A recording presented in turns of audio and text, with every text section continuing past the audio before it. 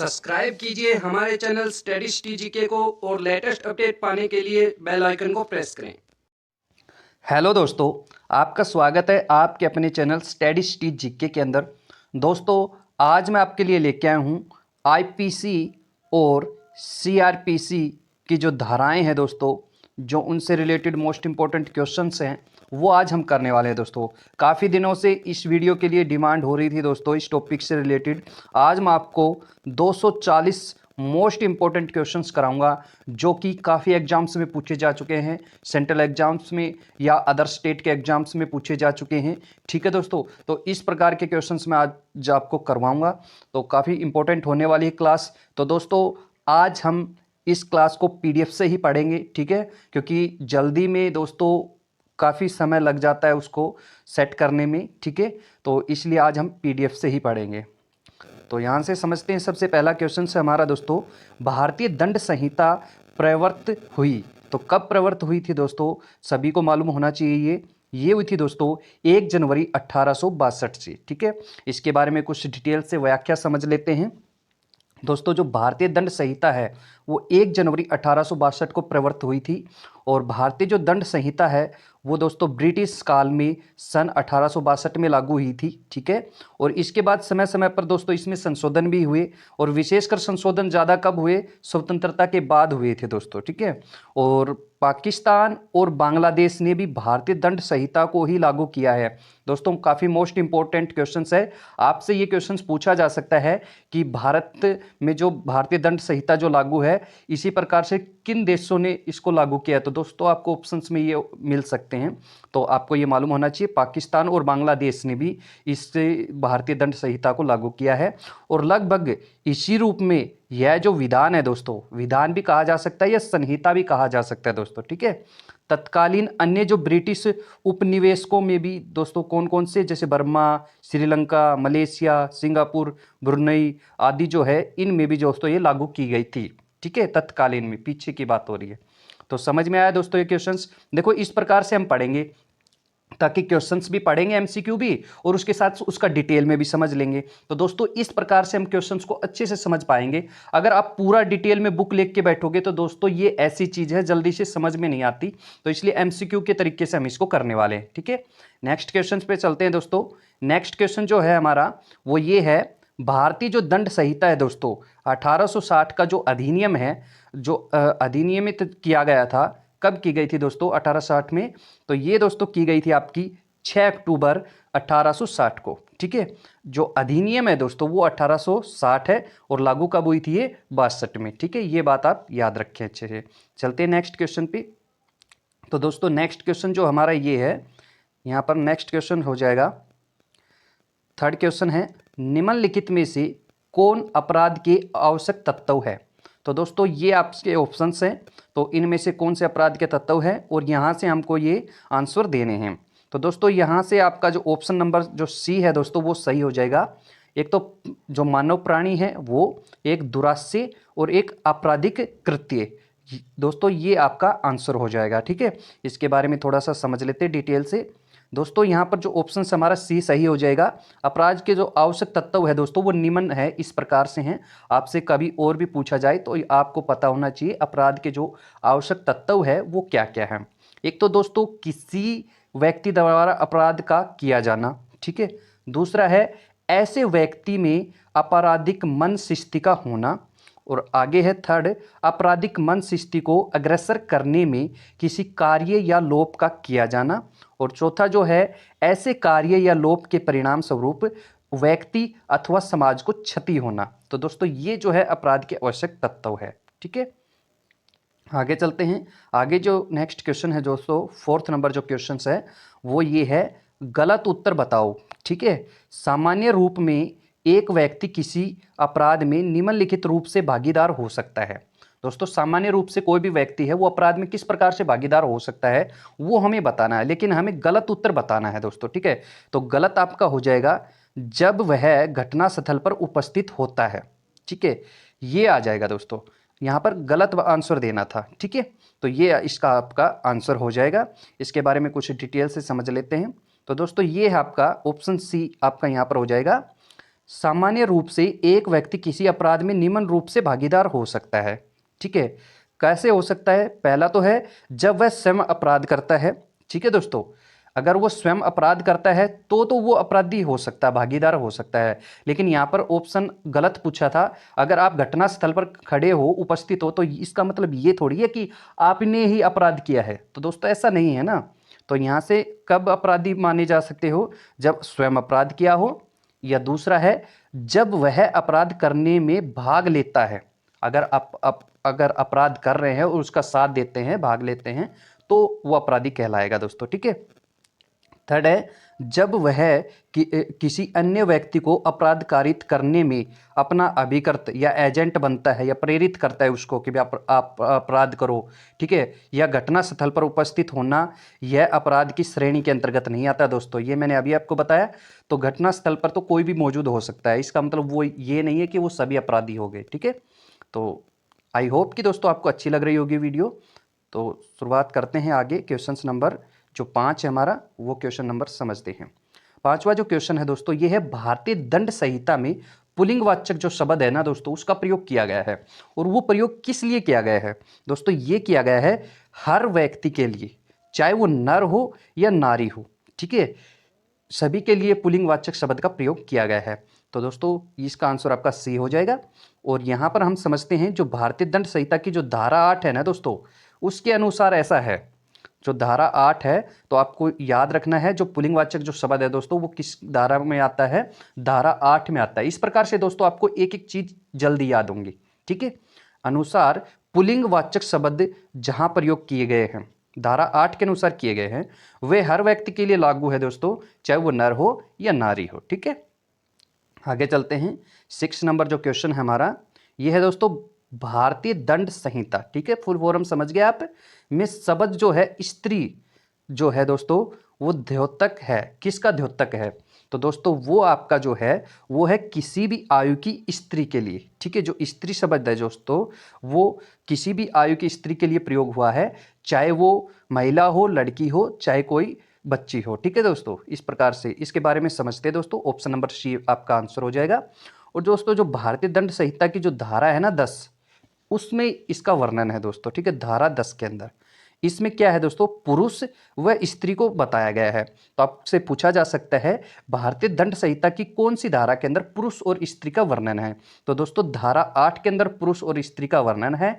और पुल्लिंगवाचक शब्द का पूछे तो वो दोस्तों किस में है? धारा 8 के अंदर है। ठीक है, जिसके अनुसार पुरुष शब्द किसी भी आयु के नर द्योतक के लिए है। तो दोस्तों किसी भी आयु के नर के लिए तो पुरुष शब्द यूज होता है, और किसी भी आयु की स्त्री के लिए भी स्त्री जो नर है, जो नारी के लिए यूज होता है। ठीक है दोस्तों, चलते हैं आगे।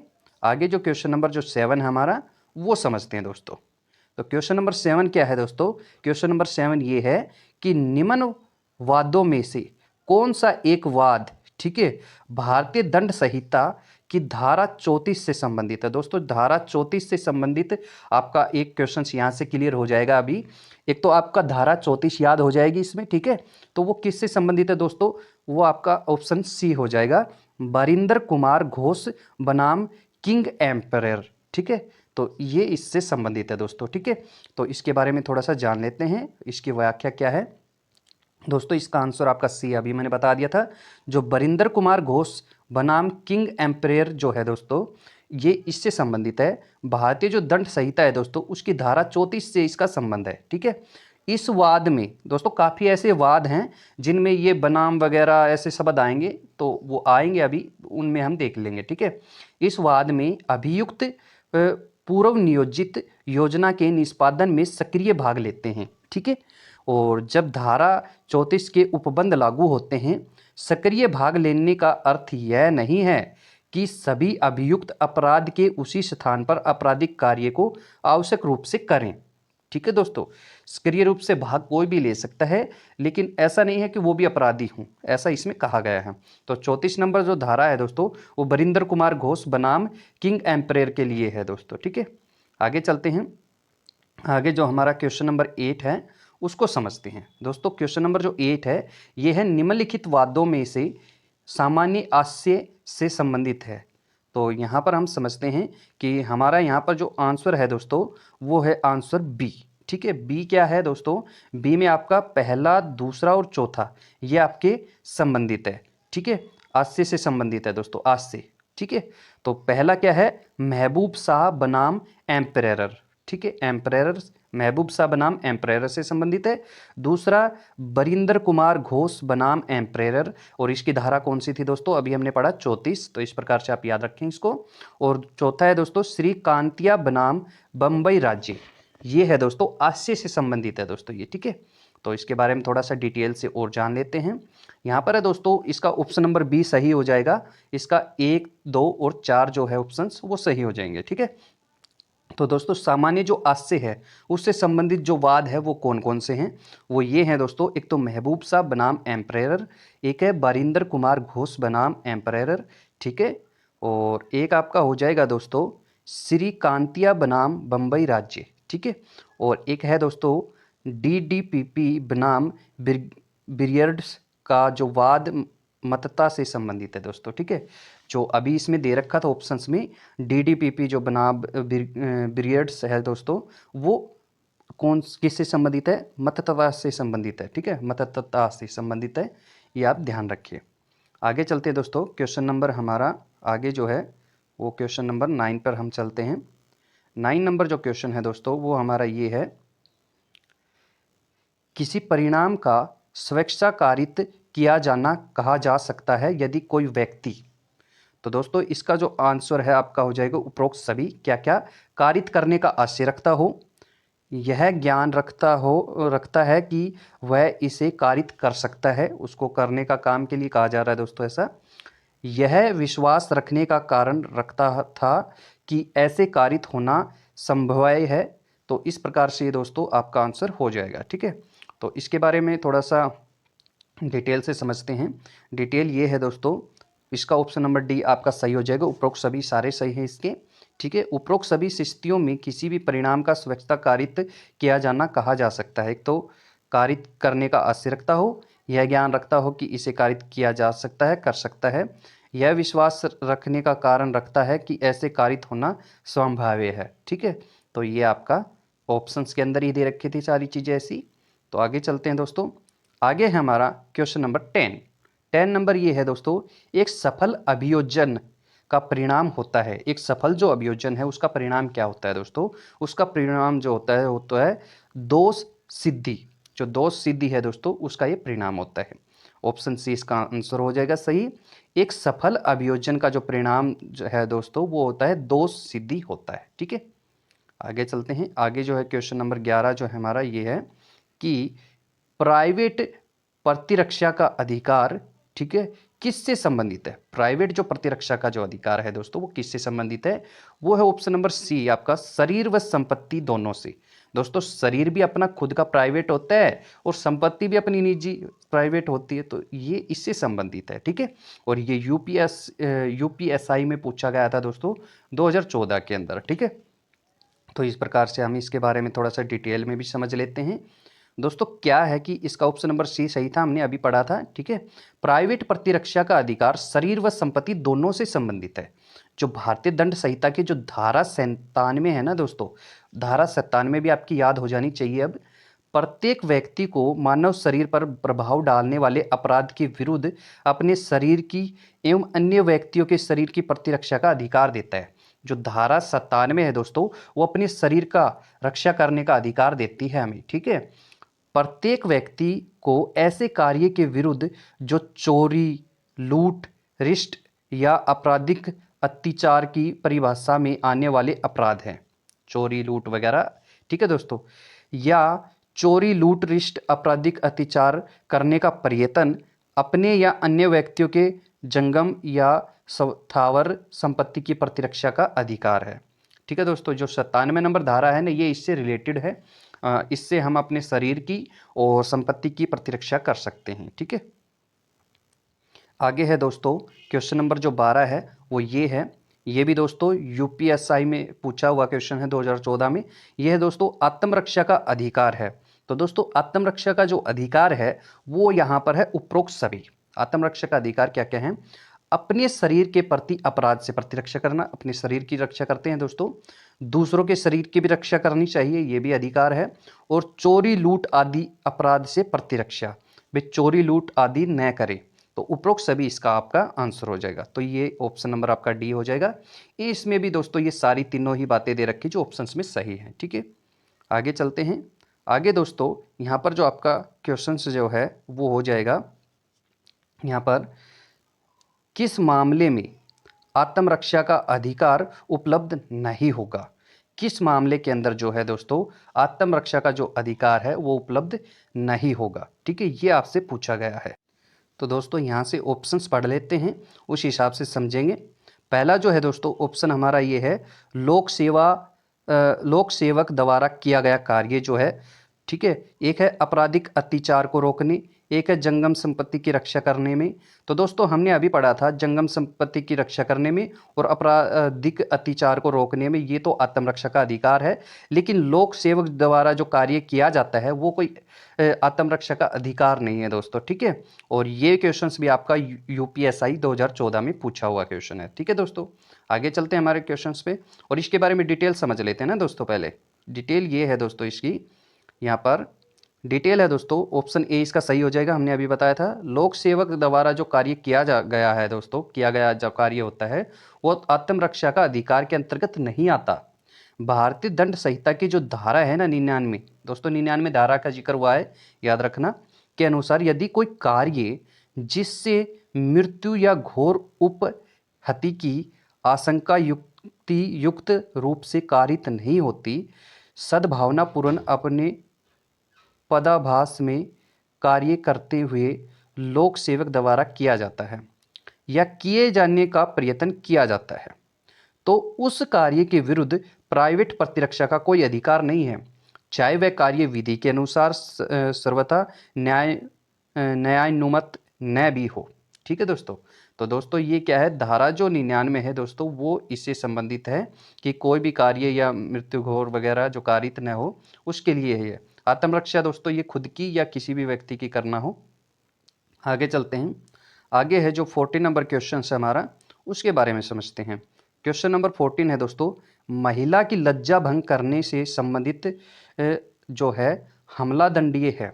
ठीक है, तो दोस्तों ये काफ़ी इंपॉर्टेंट क्वेश्चन है और ये किस हिसाब से दंड किया जाता है दोस्तों, ये भारतीय दंड संहिता है उसके अंदर ये दे रखा है कि वो क्या है, हमला दंडनीय है दोस्तों। ठीक है, हमला दंडनीय है अगर कोई महिला की लज्जा भंग करता है तो उससे।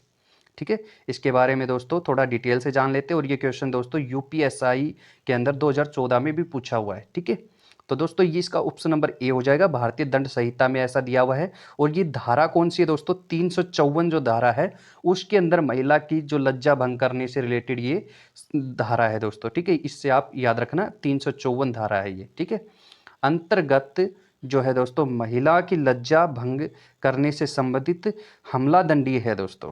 भारतीय दंड संहिता की धारा 354 के अनुसार जो कोई किसी स्त्री की लज्जा भंग करने के आशय से या संभाव्य से जानते हुए कि तद्द्वारा वह उसकी लज्जा भंग करेगा, उस स्त्री पर हमला करेगा या आपराधिक बल का प्रयोग करेगा, वह दोनों में से किसी भांति के कारावास से जिसकी अवधि 1 वर्ष से कम नहीं किंतु 5 वर्ष तक की हो सकेगी और जुर्माने से दंडनीय किया जाएगा। तो दोस्तों यहाँ से आप पूरा क्वेश्चन समझे कि क्या है, जो महिला की जो लज्जा भंग करता है वो किस धारा के अंदर है दोस्तों, धारा 354 में है। और इसमें जो दंड दिया जाता है दोस्तों वो 1 साल से बिल्कुल कम नहीं दिया जाएगा और 5 साल तक दिया जा सकता है और जुर्माना भी दिया जा सकता है दोस्तों। ठीक है, जुर्माना भी दिया जाएगा।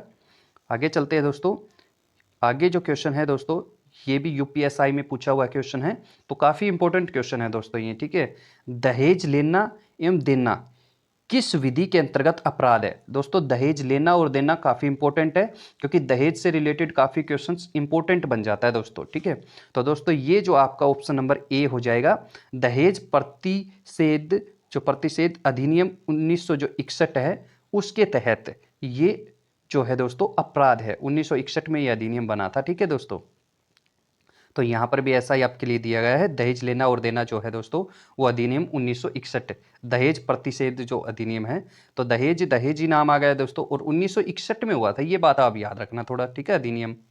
आगे दोस्तों, आगे जो क्वेश्चंस है वो समझते हैं क्या है। क्वेश्चन नंबर 16 है, राम गुस्से में श्याम को मारने का प्रयत्न करता है। गुस्से में जो राम है वो श्याम को मारने का प्रयत्न करता है, और श्याम को ऐसी स्थिति में प्राइवेट प्रतिरक्षा का अधिकार भारतीय दंड संहिता की किस धारा में होगा। दोस्तों ये जो धारा है मैंने अभी बताया था आपको, कौन सी धारा है दोस्तों, ये धारा है 97 नंबर धारा से हम प्राइवेट प्रतिरक्षा कर सकते हैं, कोई भी अगर मारता है तो ये तो एग्जाम्पल के थ्रू आपको बताने का प्रयत्न किया गया है यहाँ पर, ठीक है। तो यहाँ पर जो है इसके बारे में थोड़ा डिटेल से जान लेते हैं। जो राम गुस्से में श्याम को मारने का प्रयत्न करता है ना दोस्तों, तो प्राइवेट प्रतिरक्षा करने का अधिकार जो है भारतीय दंड संहिता उसको देती है धारा 97 में, ठीक है। और भारतीय जो दंड संहिता की जो धारा 97 है उसके अनुसार प्रत्येक व्यक्ति को शरीर और संपत्ति की प्राइवेट प्रतिरक्षा का अधिकार है। दोस्तों अभी क्वेश्चन आया था इस प्रकार का, ठीक है। आगे चलते हैं दोस्तों, आगे जो हमारा क्वेश्चन है दोस्तों, ये यहाँ पर दोस्तों क्वेश्चन हमारा हो जाएगा 17 नंबर जो क्वेश्चन है वो समझ, क्वेश्चन नंबर जो 17 है दोस्तों उसको समझते हैं हम यहाँ पर, ठीक है। क्वेश्चन नंबर 17 है हमारा, भारतीय दंड संहिता के अंतर्गत निम्न में से कौन सी धारा एकांत प्रतिरोध का प्रावधान करती है। दोस्तों एकांत प्रतिरोध का जो प्रावधान है भारतीय दंड संहिता के अंतर्गत, तो वो है धारा 73, ठीक है। इसके बारे में डिटेल से समझते हैं दोस्तों, यहाँ से समझते हैं इसके बारे में, यहाँ से थोड़ा डिटेल में समझते हैं कि क्या है ये। यहाँ पर है दोस्तों जो धारा, इसका आंसर है दोस्तों वो सी है। भारतीय दंड संहिता की धारा 73 जो है दोस्तों वो है एकांत प्रतिरोध है, परिरोध है दोस्तों, उसका प्रावधान करती है। भारतीय दंड संहिता की जो धारा 73 के अनुसार जब कभी कोई व्यक्ति, दोस्तों धारा 73 के बारे में जान लो क्या है ये, जब कभी कोई व्यक्ति ऐसे अपराध के लिए दोष सिद्ध ठहराया जाता है जिसके लिए न्यायालय को उस संहिता के अधीन उसे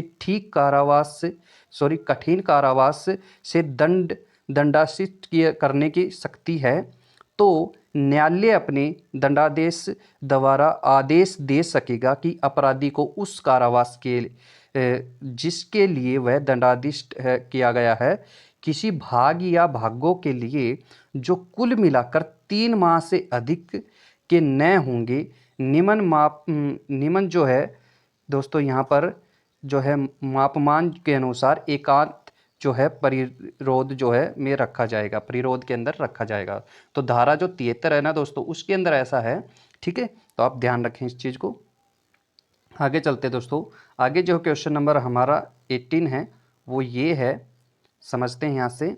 जो 18 नंबर क्वेश्चन है, दंड प्रक्रिया जो है दोस्तों, दंड प्रक्रिया संहिता की जो धारा, अब दोस्तों देखो दंड प्रक्रिया संहिता की जो धारा आ रही है तो ये CRPC की धाराएं आ रही है दोस्तों अब, ठीक है, क्योंकि दंड प्रक्रिया संहिता के बारे में पूछा जा रहा है। तो दोस्तों दंड प्रक्रिया संहिता की जो धारा है, धारा 154 के जो अधीन है, प्रथम जो सूचना रिपोर्ट संबंधित है दोस्तों वो कौन सी है। दोस्तों केवल असंज्ञेय अपराध से, ठीक है।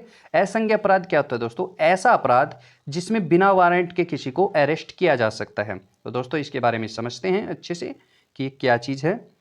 इसका ऑप्शन नंबर 20 सही हो जाएगा। दंड प्रक्रिया जो संहिता की जो धारा 154 है दोस्तों, ठीक है, धारा जो 154 के अधीन प्रथम सूचना रिपोर्ट को क्या बोलते हैं दोस्तों, FIR केवल संज्ञेय अपराध से संबंधित है, ठीक है। ये जो धारा 154 ये संज्ञेय अपराध से संबंधित है। दंड प्रक्रिया संहिता की धारा 2 में संज्ञेय अपराध को परिभाषित किया गया है। तो दोस्तों आपसे पूछा जाए संज्ञेय अपराध क्या चीज है, ये किस धारा में है, तो दोस्तों वो धारा 2 के ग भाग के अंदर ये दिया गया है, ठीक है। जिसके अनुसार संज्ञेय जो अपराध है ऐसा अपराध अभिप्रेत है जिसके लिए पुलिस अधिकारी प्रथम अनुसूची के किसी अन्य विधि के अनुसार वारंट के बिना गिरफ्तार कर सकता है। तो दोस्तों ये आपसे मैंने अभी बता दिया था। तो ध्यान रखें धारा 154 है जिसमें असंज्ञेय अपराध से संबंधित बात कही गई है, जिसको बिना क्या है कि वारंट के गिरफ्तार किया जा सकता है। अगर उसका वर्णन पूछे तो वो धारा 2 ग के अंदर है, ठीक है।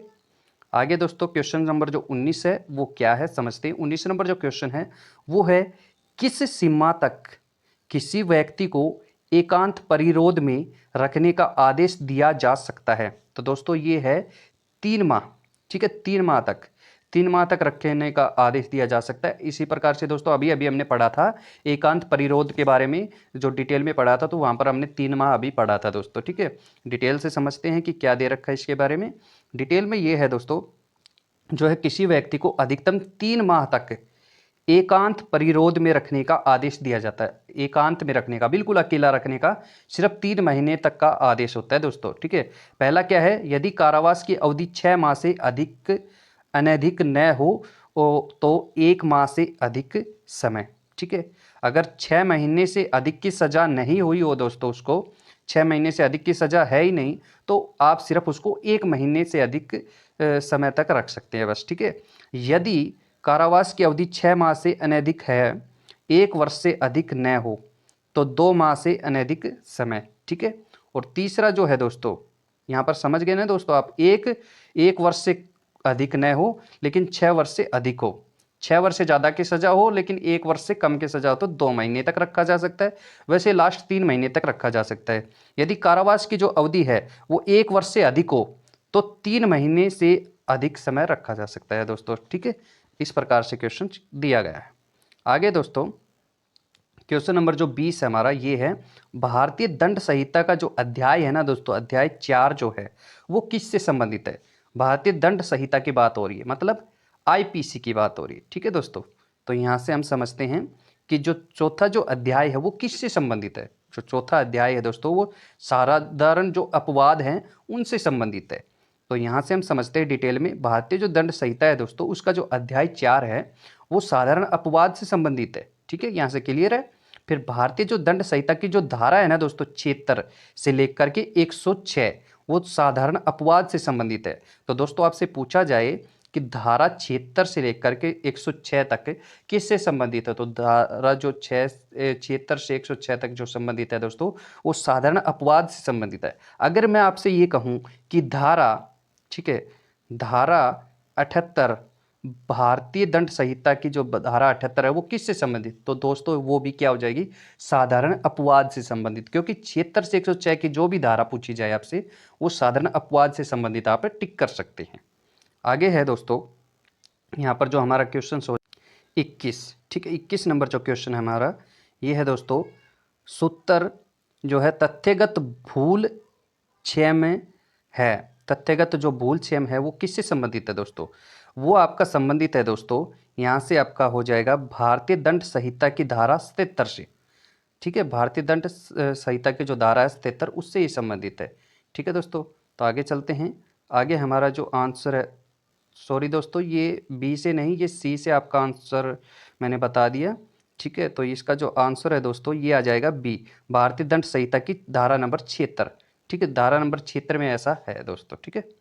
तो यहाँ से इसके डिटेल समझ लेते हैं। तो इसका डिटेल जो है दोस्तों वो समझते हैं, ठीक है। डिटेल क्या है दोस्तों, डिटेल ये है, 20 का आंसर हो जाएगा। सूत्र जो है तथ्यगत भूल क्षम्य है, तथ्यगत जो भूल क्षम्य है दोस्तों वो भारतीय दंड संहिता की जो धारा 76 से संबंधित है। और भारतीय दंड संहिता की जो धारा 76 है दोस्तों के अनुसार कोई बात अपराध नहीं है। अगर आपसे पूछा जाए कि भाई कोई बात अपराध नहीं है जो किसी ऐसे व्यक्ति द्वारा की जाए जो उस करने के लिए विधि द्वारा आबंध हो, या जो तथ्य की भूल के कारण न कि विधि की भूल के कारण सद्भावनापूर्ण विश्वास करता हो कि वह उसे करने के लिए विधि का आबंध है, ठीक है दोस्तों। कहने का मतलब ऐसा कोई अपराध नहीं है दोस्तों धारा 76 के अनुसार, अगर वो विधि के अनुसार कोई काम करते हैं तो, ठीक है। आगे दोस्तों यहाँ पर हमारा क्वेश्चन नंबर 22 जो है दोस्तों, 22 नंबर जो क्वेश्चन है दोस्तों ये है भारतीय दंड संहिता 1860 में न समझ गुड़िया को आपराधिक दायित्व से छूट निम्न किस धारा से प्राप्त है, तो दोस्तों इसका जो आंसर हो जाएगा धारा 82। धारा 82 जो है दोस्तों न समझ गुड़िया को आपराधिक दायित्व से छूट प्राप्त है दोस्तों, ठीक है। अपराध के अंदर नहीं आता न समझ गुड़िया, ठीक है दोस्तों, ये धारा 82 के अंदर आता है। और इसकी जो व्याख्या है दोस्तों वो हम 25 नंबर क्वेश्चंस के अंदर करेंगे। उससे पहले हम दोस्तों क्वेश्चंस करते हैं 23 नंबर, आपराधिक दायित्व से उन्मुक्ति के लिए बच्चे की आयु कितनी होनी चाहिए? अगर आप बच्चे की आयु जो है दोस्तों, अब यहाँ पर ऐसा क्वेश्चन पूछा गया है कि अगर बच्चा आपराधिक न हो तो उसकी उम्र कितनी होनी चाहिए? तो दोस्तों उसकी उम्र 7 वर्ष से कम होनी चाहिए। ऐसा ही क्वेश्चन दोस्तों हरियाणा के फीमेल कांस्टेबल एग्जाम में आया था, जो कि हाल ही में हुए हैं। ठीक है, इसके बारे में समझते हैं दोस्तों। आपराधिक जो दायित्व से उन्मुक्ति के लिए बच्चे की आयु क्या होनी चाहिए? 7 वर्ष से कम होनी चाहिए। ठीक है, भारतीय दंड संहिता की जो धारा है ना 82, दोस्तों याद रखें 82 नंबर धारा जो है उसके अनुसार कोई भी बात अपराध नहीं है जो 7 वर्ष से कम आयु के शिशु द्वारा की जाती है। ठीक है, आगे चलते हैं दोस्तों। मैंने अभी बताया दोस्तों, देखो इस प्रकार से भी क्वेश्चन पूछा जा सकता है कि भारतीय दंड संहिता की धारा जो 82 है दोस्तों, अभी हमने पढ़ा था किससे रिलेटेड है ये, अंतर्गत आयु सीमा क्या निर्धारित की गई है? तो आयु सीमा दोस्तों ये निर्धारित की गई है 7 वर्ष से तक की जो आयु सीमा निर्धारित की गई है। ठीक है, तो यहाँ से आप पढ़ सकते हैं, मैंने आपको समझाया अभी कि जो भारतीय दंड संहिता की धारा 82 है दोस्तों, वो इसी से संबंधित है कि कोई भी बच्चा है वो 7 वर्ष से कम आयु का है तो वो आपराधिक नहीं हो सकता। ठीक है, तो यहाँ से ऐसा ही किया गया है। और एक दोस्तों यहाँ से आप इसका निक नेम याद रखें इस धारा का। इस धारा को क्या कहा जाता है? डोली इन कैप्स। ठीक है, डोली इन कैप्स कहा जाता है इसको। ठीक है, तो ये पूछा जा सकता है आपसे दोस्तों। आगे चलते हैं। आगे है दोस्तों 25 नंबर क्वेश्चन, बच्चे के द्वारा किया गया कोई भी कृत्य अपराध नहीं है यदि वह बच्चा है। तो दोस्तों ये सेम क्वेश्चन आपसे पूछा गया था। ठीक है, हरियाणा पुलिस के फीमेल कांस्टेबल में। तो ये क्या था दोस्तों? इसका आंसर था आपका 7 वर्ष से कम आयु का। ठीक है, तो यहाँ से आगे चलते हैं दोस्तों। आगे है यहाँ पर 26 नंबर जो क्वेश्चन है दोस्तों वो हम समझते हैं। ठीक है, 26 नंबर जो क्वेश्चन है दोस्तों ये है मैक नोटन का वाद संबंधित है। दोस्तों मैक नोटन जो है उसका वाद किससे संबंधित है? उसका वाद संबंधित है दोस्तों विकृत चित्तता से संबंधित है। ठीक है, विकृत चित्तता से संबंधित है दोस्तों। ठीक है, इसके बारे में पढ़ते हैं। जो मैकनोट का जो वाद है दोस्तों वो विकृत चित्तता से संबंधित है। इसे भारतीय दंड संहिता की धारा 84 के अंतर्गत व्याख्यात किया गया है। तो दोस्तों धारा जो 84 है वो किससे संबंधित है? मैकनोट के वाद से संबंधित है। ठीक है, ये आप ध्यान रखें। धारा 84 के अनुसार कोई भी बात अपराध नहीं है जो उसे करते समय चित्त विकृत के कारण उस कार्य की प्रकृति या यह कि जो कुछ वह समय पर कर रहा है वह दोषपूर्ण या विधि के प्रतिकूल है जानने में असमर्थ है दोस्तों। ठीक है, तो ये आपसे पूछा जा सकता है धारा 84। आगे चलते हैं दोस्तों। आगे जो क्वेश्चन है वो क्वेश्चन नंबर 27 है। तो 27 नंबर क्वेश्चन करते हैं दोस्तों। 27 नंबर क्वेश्चन है, एक शेर ख पर झपटता है। ख पर मतलब किसी पर भी झपटता है।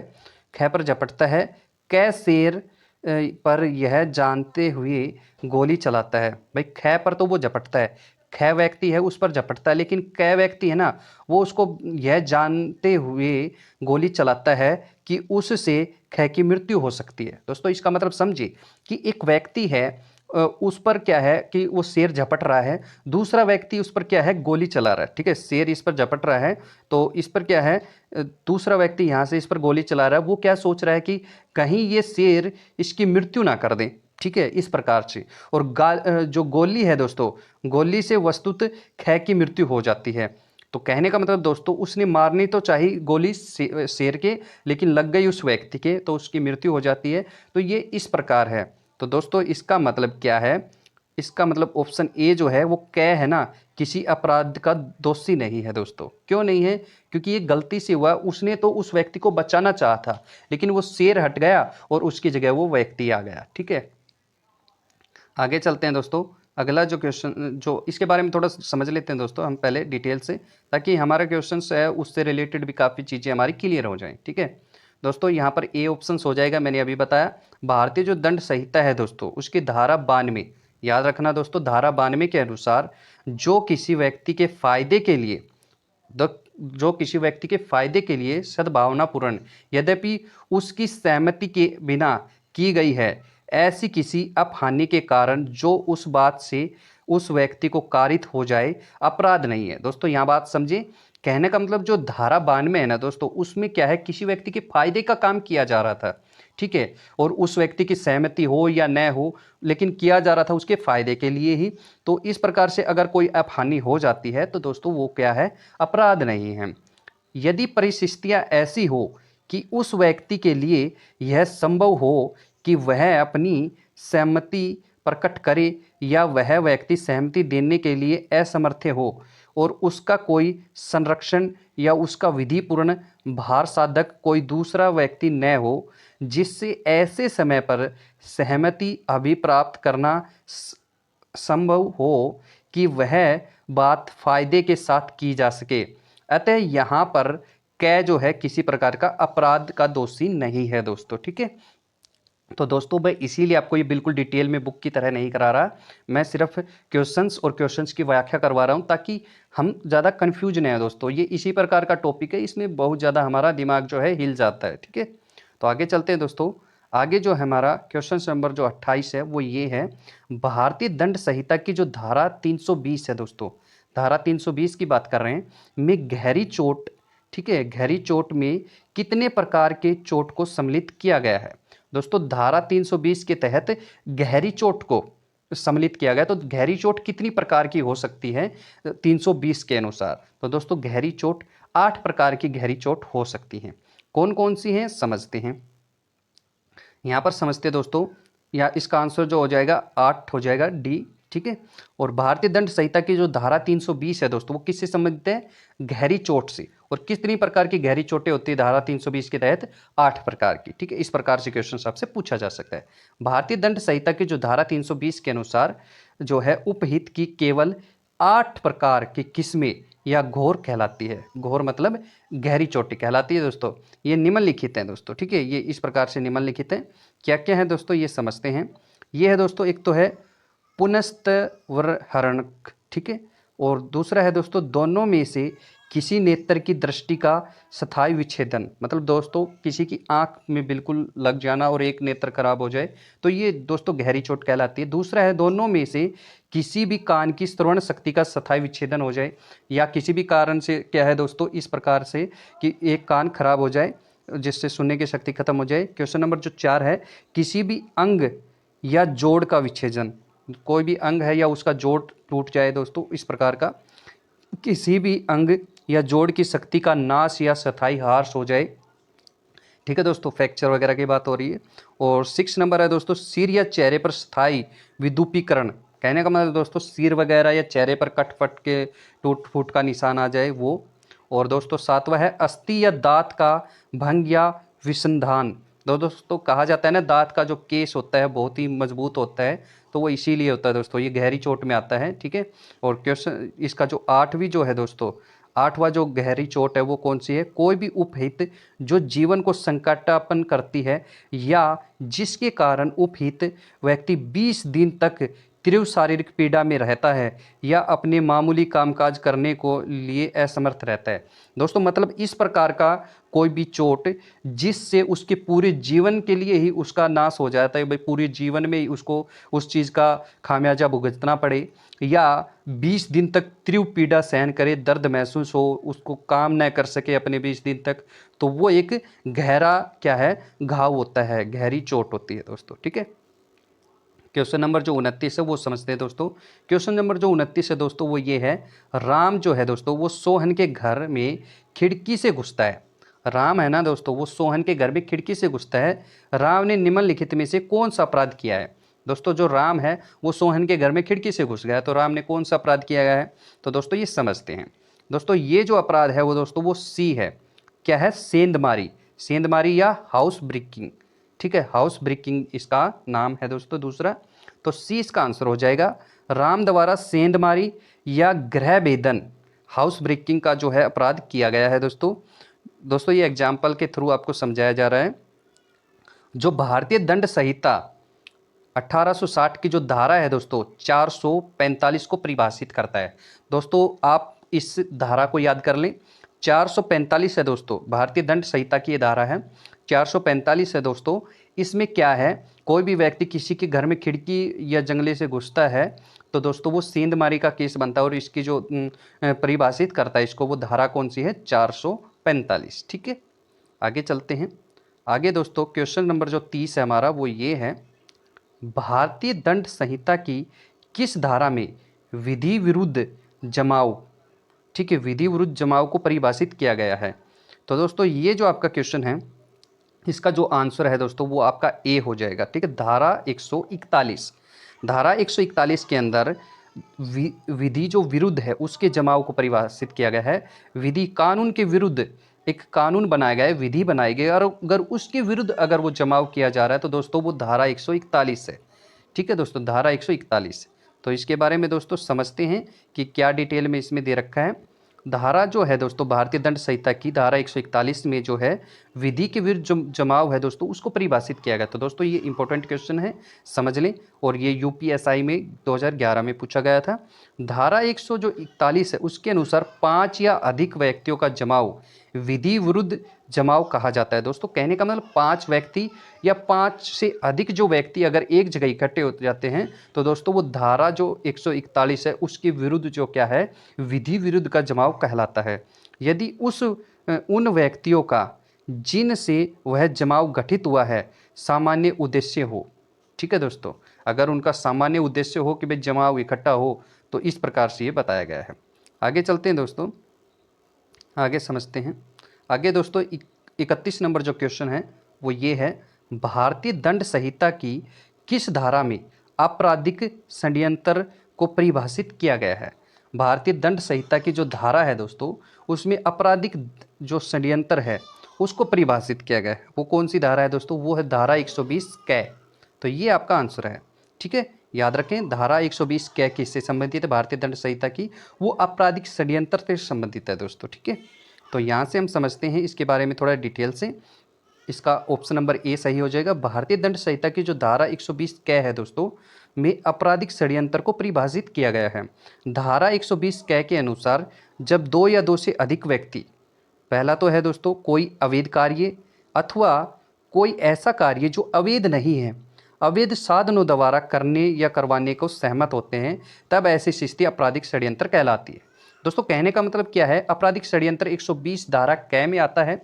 और ये किस प्रकार का षड्यंत्र कहलाता है दोस्तों, कोई षड्यंत्र रचना, कोई भी अवैध कार्य करना वो एक षड्यंत्र है, या अवैध कार्य तो नहीं कर रहे लेकिन अवैध साधनों से कर रहे हैं, अवैध तरीके से कर रहे हैं, तो वो भी एक षड्यंत्र कहलाता है आपराधिक। ठीक है, 32 नंबर क्वेश्चन है दोस्तों वो ये है, निम्नलिखित में से कौन सी भारतीय दंड संहिता की धारा भारतीय संविधान के अनुच्छेद 14 और 21 के अधीन असंवैधानिक करार की गई है।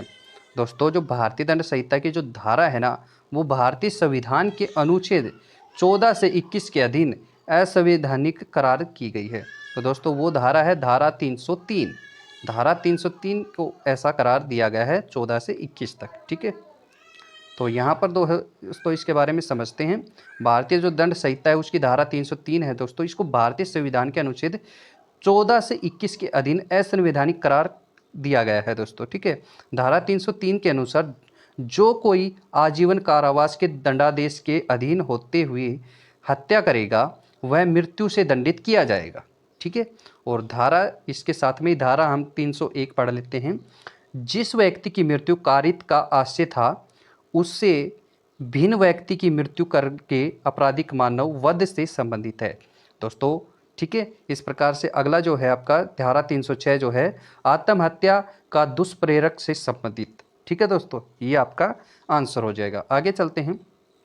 आगे दोस्तों यहाँ पर जो 33 नंबर जो हमारी यहाँ पर क्वेश्चन है वो ये है, भारतीय दंड संहिता की किस धारा में दगा, ठीक है, दगा जो है परिभाषित किया गया है। दोस्तों दगा जो है वो किस में परिभाषित किया गया है, दगा जो है आपका दोस्तों वो धारा 159 में परिभाषित किया गया है। किसकी, भारतीय दंड संहिता की, आईपीसी की धारा 159। ठीक है, तो इसके बारे में समझते हैं दोस्तों।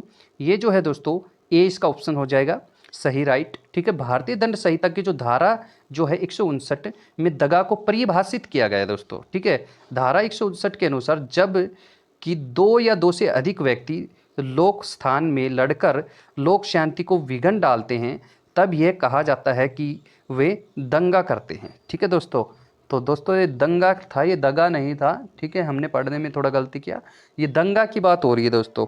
ठीक है, तो ये दोस्तों पब्लिक प्लेस की बात हो रही है, कहीं पर भी पब्लिक प्लेस की शांति को भंग करते हैं और तो उसको दंगा कहा जाता है। ठीक है, तो इसके बारे में कुछ धाराएं और हैं वो भी समझते हैं दोस्तों। धारा है 160, दंगा करने के लिए दंड से संबंधित है। ठीक ठीक है, दंगा करने के लिए जो दंड से संबंधित है वो। धारा 161 है दोस्तों वो निरस्त है। और धारा जो है 148 घातक आयुध से सज्जित होकर बलवा करने से संबंधित। ठीक है दोस्तों, आगे चलते हैं। आगे दोस्तों 34 नंबर जो क्वेश्चन है हमारा वो ये है, छल की सजा का संबंध भारतीय दंड संहिता की किस धारा से है। दोस्तों जो छल है ना, छल ये है दोस्तों दगा। ठीक है, छल की जो है वो किस से रिलेटेड है, जो छल है वो दोस्तों, छल जो है वो धारा जो है धारा जो है दोस्तों 417 से रिलेटेड है। ठीक है, छल की सजा, जो छल है दोस्तों उसकी सजा है ये। ठीक है, लेकिन जो छल है दोस्तों वो धारा 415 में है। ठीक है, तो समझते हैं इसके बारे में। भारतीय दंड संहिता की जो धारा 417 है दोस्तों वो छल के लिए जो दंड है ना उससे संबंधित है, सजा देते हैं ना उससे संबंधित है। लेकिन यहाँ पर जो भारतीय दंड संहिता की जो धारा 417 के अनुसार जो कोई छल करेगा वह दोनों में से किसी भांति के कारावास से जिसकी अवधि 1 वर्ष तक की रहेगी या हो सकती है, या जुर्माने से या दोनों से दंडित किया जाएगा। कहने का मतलब दोस्तों कोई छल करता है तो वो 417 के अनुसार उसको सजा दी जाएगी। और सजा क्या हो सकती है दोस्तों, 1 वर्ष तक की उसको क्या है कारावास हो सकता है, और जुर्माना है दोस्तों वो भी हो सकता है, या दोनों ही चीज़ें हो सकती है, दोनों में से एक भी हो सकता है, दोनों चीज़ें हो सकती हैं। ठीक है, तो दोस्तों धारा जो है ना 415 वो छल से संबंधित है कि भाई छल क्या चीज़ है। ठीक है, और धारा जो 416 है दोस्तों वो प्रतिरूपक द्वारा छल से संबंधित है, लेकिन सजा किस में दी जाती है 417 में। ठीक है दोस्तों, आगे चलते हैं, आगे समझते हैं दोस्तों। अगला जो क्वेश्चन है दोस्तों क्वेश्चन नंबर 35 है, निम्नलिखित में से कौन सा अपराध है जिसकी तैयारी आईपीसी में दंडनीय है। दोस्तों निम्नलिखित में से कौन सा ऐसा अपराध है जिसमें आईपीसी के तहत उसको दंडनीय कहा गया है। तो दोस्तों वो जो है अपराध आपका वो है जो भारत सरकार है के विरुद्ध युद्ध छेड़ना। अगर भारत सरकार के विरुद्ध युद्ध छेड़ते हैं तो दोस्तों वो आईपीसी में दंडनीय है। ठीक है, तो यहाँ पर क्या है दोस्तों, यहाँ पर क्वेश्चन जो है सी इसका आंसर हो जाएगा इस क्वेश्चन का। भारतीय जो दंड संहिता 1860 है दोस्तों, ठीक है, कि जो धारा है ना 121 उससे संबंधित दोस्तों क्वेश्चन है। तो समझते हैं 121 धारा याद रखें आप, के अनुसार जो कोई भारत सरकार के विरुद्ध युद्ध करेगा या ऐसा युद्ध करने का प्रयत्न करेगा, उसका दुष्प्रेरणक करेगा, वह मृत्यु या आजीवन कारावास से या जुर्माने से दंडनीय होगा दोस्तों। ठीक है, आगे चलते हैं। आगे दोस्तों जो 36 नंबर क्वेश्चन है उसको हम समझ लेते हैं। यहाँ पर 36 नंबर क्वेश्चन है दोस्तों, आत्महत्या करने के लिए दुष्प्रेरक, ठीक है, की सजा जो है का प्रावधान भारतीय दंड संहिता की किस धारा में किया गया है। दोस्तों कोई व्यक्ति आत्महत्या करने का दुष्प्रेरक करता है, ठीक है, तो उसका क्या है दोस्तों भारतीय दंड संहिता में उसकी एक धारा के साथ ही उसको क्या है सजा दी जाती है। तो दोस्तों ये है आपका ऑप्शन नंबर ए सही हो जाएगा। भारत जो धारा है दोस्तों भारतीय दंड संहिता की 306 नंबर जो धारा है उसके तहत ऐसा होता है। ठीक है, तो दोस्तों यहाँ पर इसके बारे में डिटेल से समझते हैं। भारतीय जो दंड संहिता की जो धारा 306 है दोस्तों वो आत्महत्या करने के दुष्प्रेरक की सजा का प्रावधान से संबंधित है। मतलब आत्महत्या करने वाले के दुष्प्रेरक की सजा किसके हिसाब से दी जाती है, धारा 306 के हिसाब से दी जाती है। तो धारा 307 क्या है दोस्तों, धारा 307 भी समझ लेते हैं इसके बारे में। हत्या करने का जो प्रयत्न करता है ना दोस्तों वो धारा 307 में, लेकिन 306 में क्या है आत्महत्या, और इसमें क्या है हत्या करने का प्रयत्न। धारा जो 308 है दोस्तों वो क्या है, वो है आपराधिक मानववध करने का प्रयत्न। ठीक है, और धारा 309 जो है दोस्तों वो है आत्महत्या करने का प्रयत्न से संबंधित। ठीक है, ये संबंधित है दोस्तों। ठीक है, सजा किस में है 306 में, और संबंधित हो तो वापिस कर दो 6 को 9 बना दो बस। ठीक है दोस्तों, तो आगे चलते हैं। अगला जो क्वेश्चन है दोस्तों हमारा ये है, अगला क्वेश्चन है 37 नंबर क्वेश्चन। भारतीय दंड संहिता में प्रतिरक्षा के अधिकार पर निर्वित वर्णित है। तो दोस्तों प्रतिरक्षा का जो अधिकार है उसके बारे में हम समझते हैं। तो दोस्तों ये है धारा 99 में। ठीक है, धारा 99 में भारतीय दंड संहिता की। तो समझते हैं दोस्तों, भारतीय दंड संहिता की जो धारा 99 में प्रतिरक्षा के लिए अधिकार का निर्बंधन वर्णित है। अधिकार का निर्बंधन है दोस्तों। ठीक है, प्रतिरक्षा का करना जो है वो दोस्तों 97 नंबर धारा में था, हमने पढ़ा था पीछे, याद हो आपको। ठीक है, लेकिन ये जो है निर्बंधन जो वर्णित है ना दोस्तों, प्रतिरक्षा के अधिकार का जो निर्बंधित है वो 99 में। ठीक है, धारा 99 के अनुसार कार्य जिसके विरुद्ध प्राइवेट प्रतिरक्षा का कोई अधिकार नहीं है। ठीक है दोस्तों यह धारा जो 96 है उसमें क्या है, प्राइवेट प्रतिरक्षा में की गई बातें। ठीक है, और धारा 98 में क्या है दोस्तों, 98 में है ऐसे व्यक्ति के कार्य के विरुद्ध प्राइवेट प्रतिरक्षा का अधिकार जो विकृत चित्त आदि से संबंधित है। दोस्तों आगे हम समझते हैं जो 106 हमारा धारा है वो क्या है, घातक हमले के विरुद्ध प्राइवेट प्रतिरक्षा का अधिकार जबकि निर्दोष व्यक्ति को अपहानि होने की जोखिम से संबंधित है। ठीक है दोस्तों, ये धाराएं आप थोड़ी थोड़ी धाराएं ऐसे पढ़ सकते हैं जो कि इम्पोर्टेंट धाराएं हैं। वैसे तो बहुत सारी धाराएं हैं, हम सारी धाराएं नहीं पढ़ेंगे। आगे चलते हैं दोस्तों। अगला जो क्वेश्चन हमारा दोस्तों वो ये है, क्वेश्चन नंबर 38 है, निम्नलिखित में से कौन से एक अपराध के लिए संपत्ति की प्राइवेट प्रतिरक्षा के अधिकार का विस्तार स्वेच्छा से मृत्यु कारित करने तक है। तो दोस्तों इसका जो आंसर है लूट हो जाएगा। ठीक है, ऑप्शन नंबर सी इसका आंसर हो जाएगा। तो इसके बारे में थोड़ा डिटेल दे रखी है, वो समझते हैं दोस्तों। डिटेल इसकी ये है दोस्तों, सी इसका ऑप्शन नंबर सही हो जाएगा। संपत्ति की जो प्राइवेट प्रतिरक्षा है ना दोस्तों, संपत्ति के बारे में बताया गया है ओनली कि अधिकार का जो विस्तार है स्वेच्छा से जो मृत्यु कारित करने तक है। इसका प्रावधान भारतीय दंड संहिता की जो धारा है ना 103 में दिया गया है। किसका है दोस्तों, ये संपत्ति की प्राइवेट प्रतिरक्षा का अधिकार किस में है, ओनली संपत्ति की प्राइवेट प्रतिरक्षा का अधिकार दोस्तों 103 के अंदर है। धारा 103 के अनुसार संपत्ति की प्राइवेट प्रतिरक्षा का जो अधिकार है दोस्तों, ठीक है, उसका विस्तार जो है धारा 99 की सीमाओं के अधीन है। जो धारा 99 है दोस्तों उसमें भी दे रखा है इससे रिलेटेड। धारा 103 निम्नलिखित में अपराधों के विरुद्ध संपत्ति की प्रतिरक्षा के संबंध में दोषकर्ता को स्वैच्छिक मृत्यु या कोई अन्य अपहानि कारित करने की अनुमति देती है। तो दोस्तों ये है लूट और रात्रोग्रह भेदन। ठीक है दोस्तों, रात्रोग्रह भेदन का मतलब यह है दोस्तों, रात्रि के समय कोई भी किसी के घर में घुसता है खिड़की या दरवाजे से, जंगले से, तो उसके बारे में ये कहा गया है दोस्तों। ठीक है, तो उसकी संपत्ति को लूटने के लिए। तो ये है दोस्तों। ठीक है, आगे चलते हैं। अगला जो क्वेश्चन है दोस्तों हमारा ये है 39 नंबर क्वेश्चन है दोस्तों हमारा। तो 39 नंबर क्वेश्चन को समझते हैं। भारतीय दंड संहिता की किस धारा के अंतर्गत षड्यंत्र द्वारा दुष्प्रेरक का प्रावधान है। दोस्तों जो षड्यंत्र के द्वारा दुष्प्रेरक का प्रावधान है दोस्तों, प्रावधान है वो किस में है, धारा नंबर 107(2) में है। धारा नंबर 107(2) के अंदर ऐसा दिया हुआ है। इसका ऑप्शन नंबर सी सही है दोस्तों। इसके बारे में डिटेल से समझते हैं। भारतीय दंड संहिता की धारा 107(2) में षड्यंत्र द्वारा दुष्प्रेरण का प्रावधान है। भारतीय दंड संहिता की धारा 107 उन कार्यों के बारे में बताती है जिनमें दुष्प्रेरक होता है।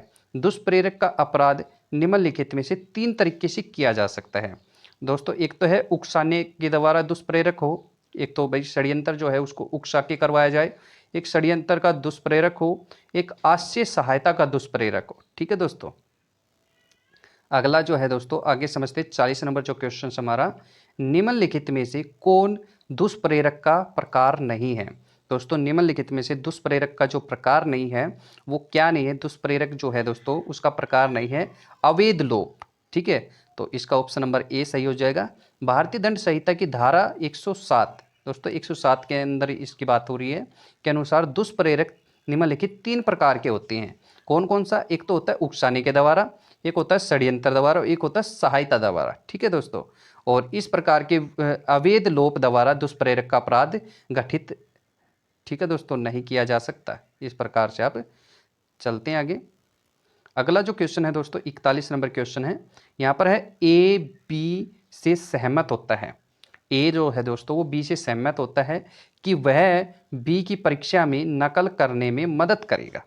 दोस्तों एक व्यक्ति है और वो कहता है कि भाई मैं आपसे सहमत हूँ और मैं आपकी जो है परीक्षा में नकल जो है उस करने में उसमें मदद करूँगा।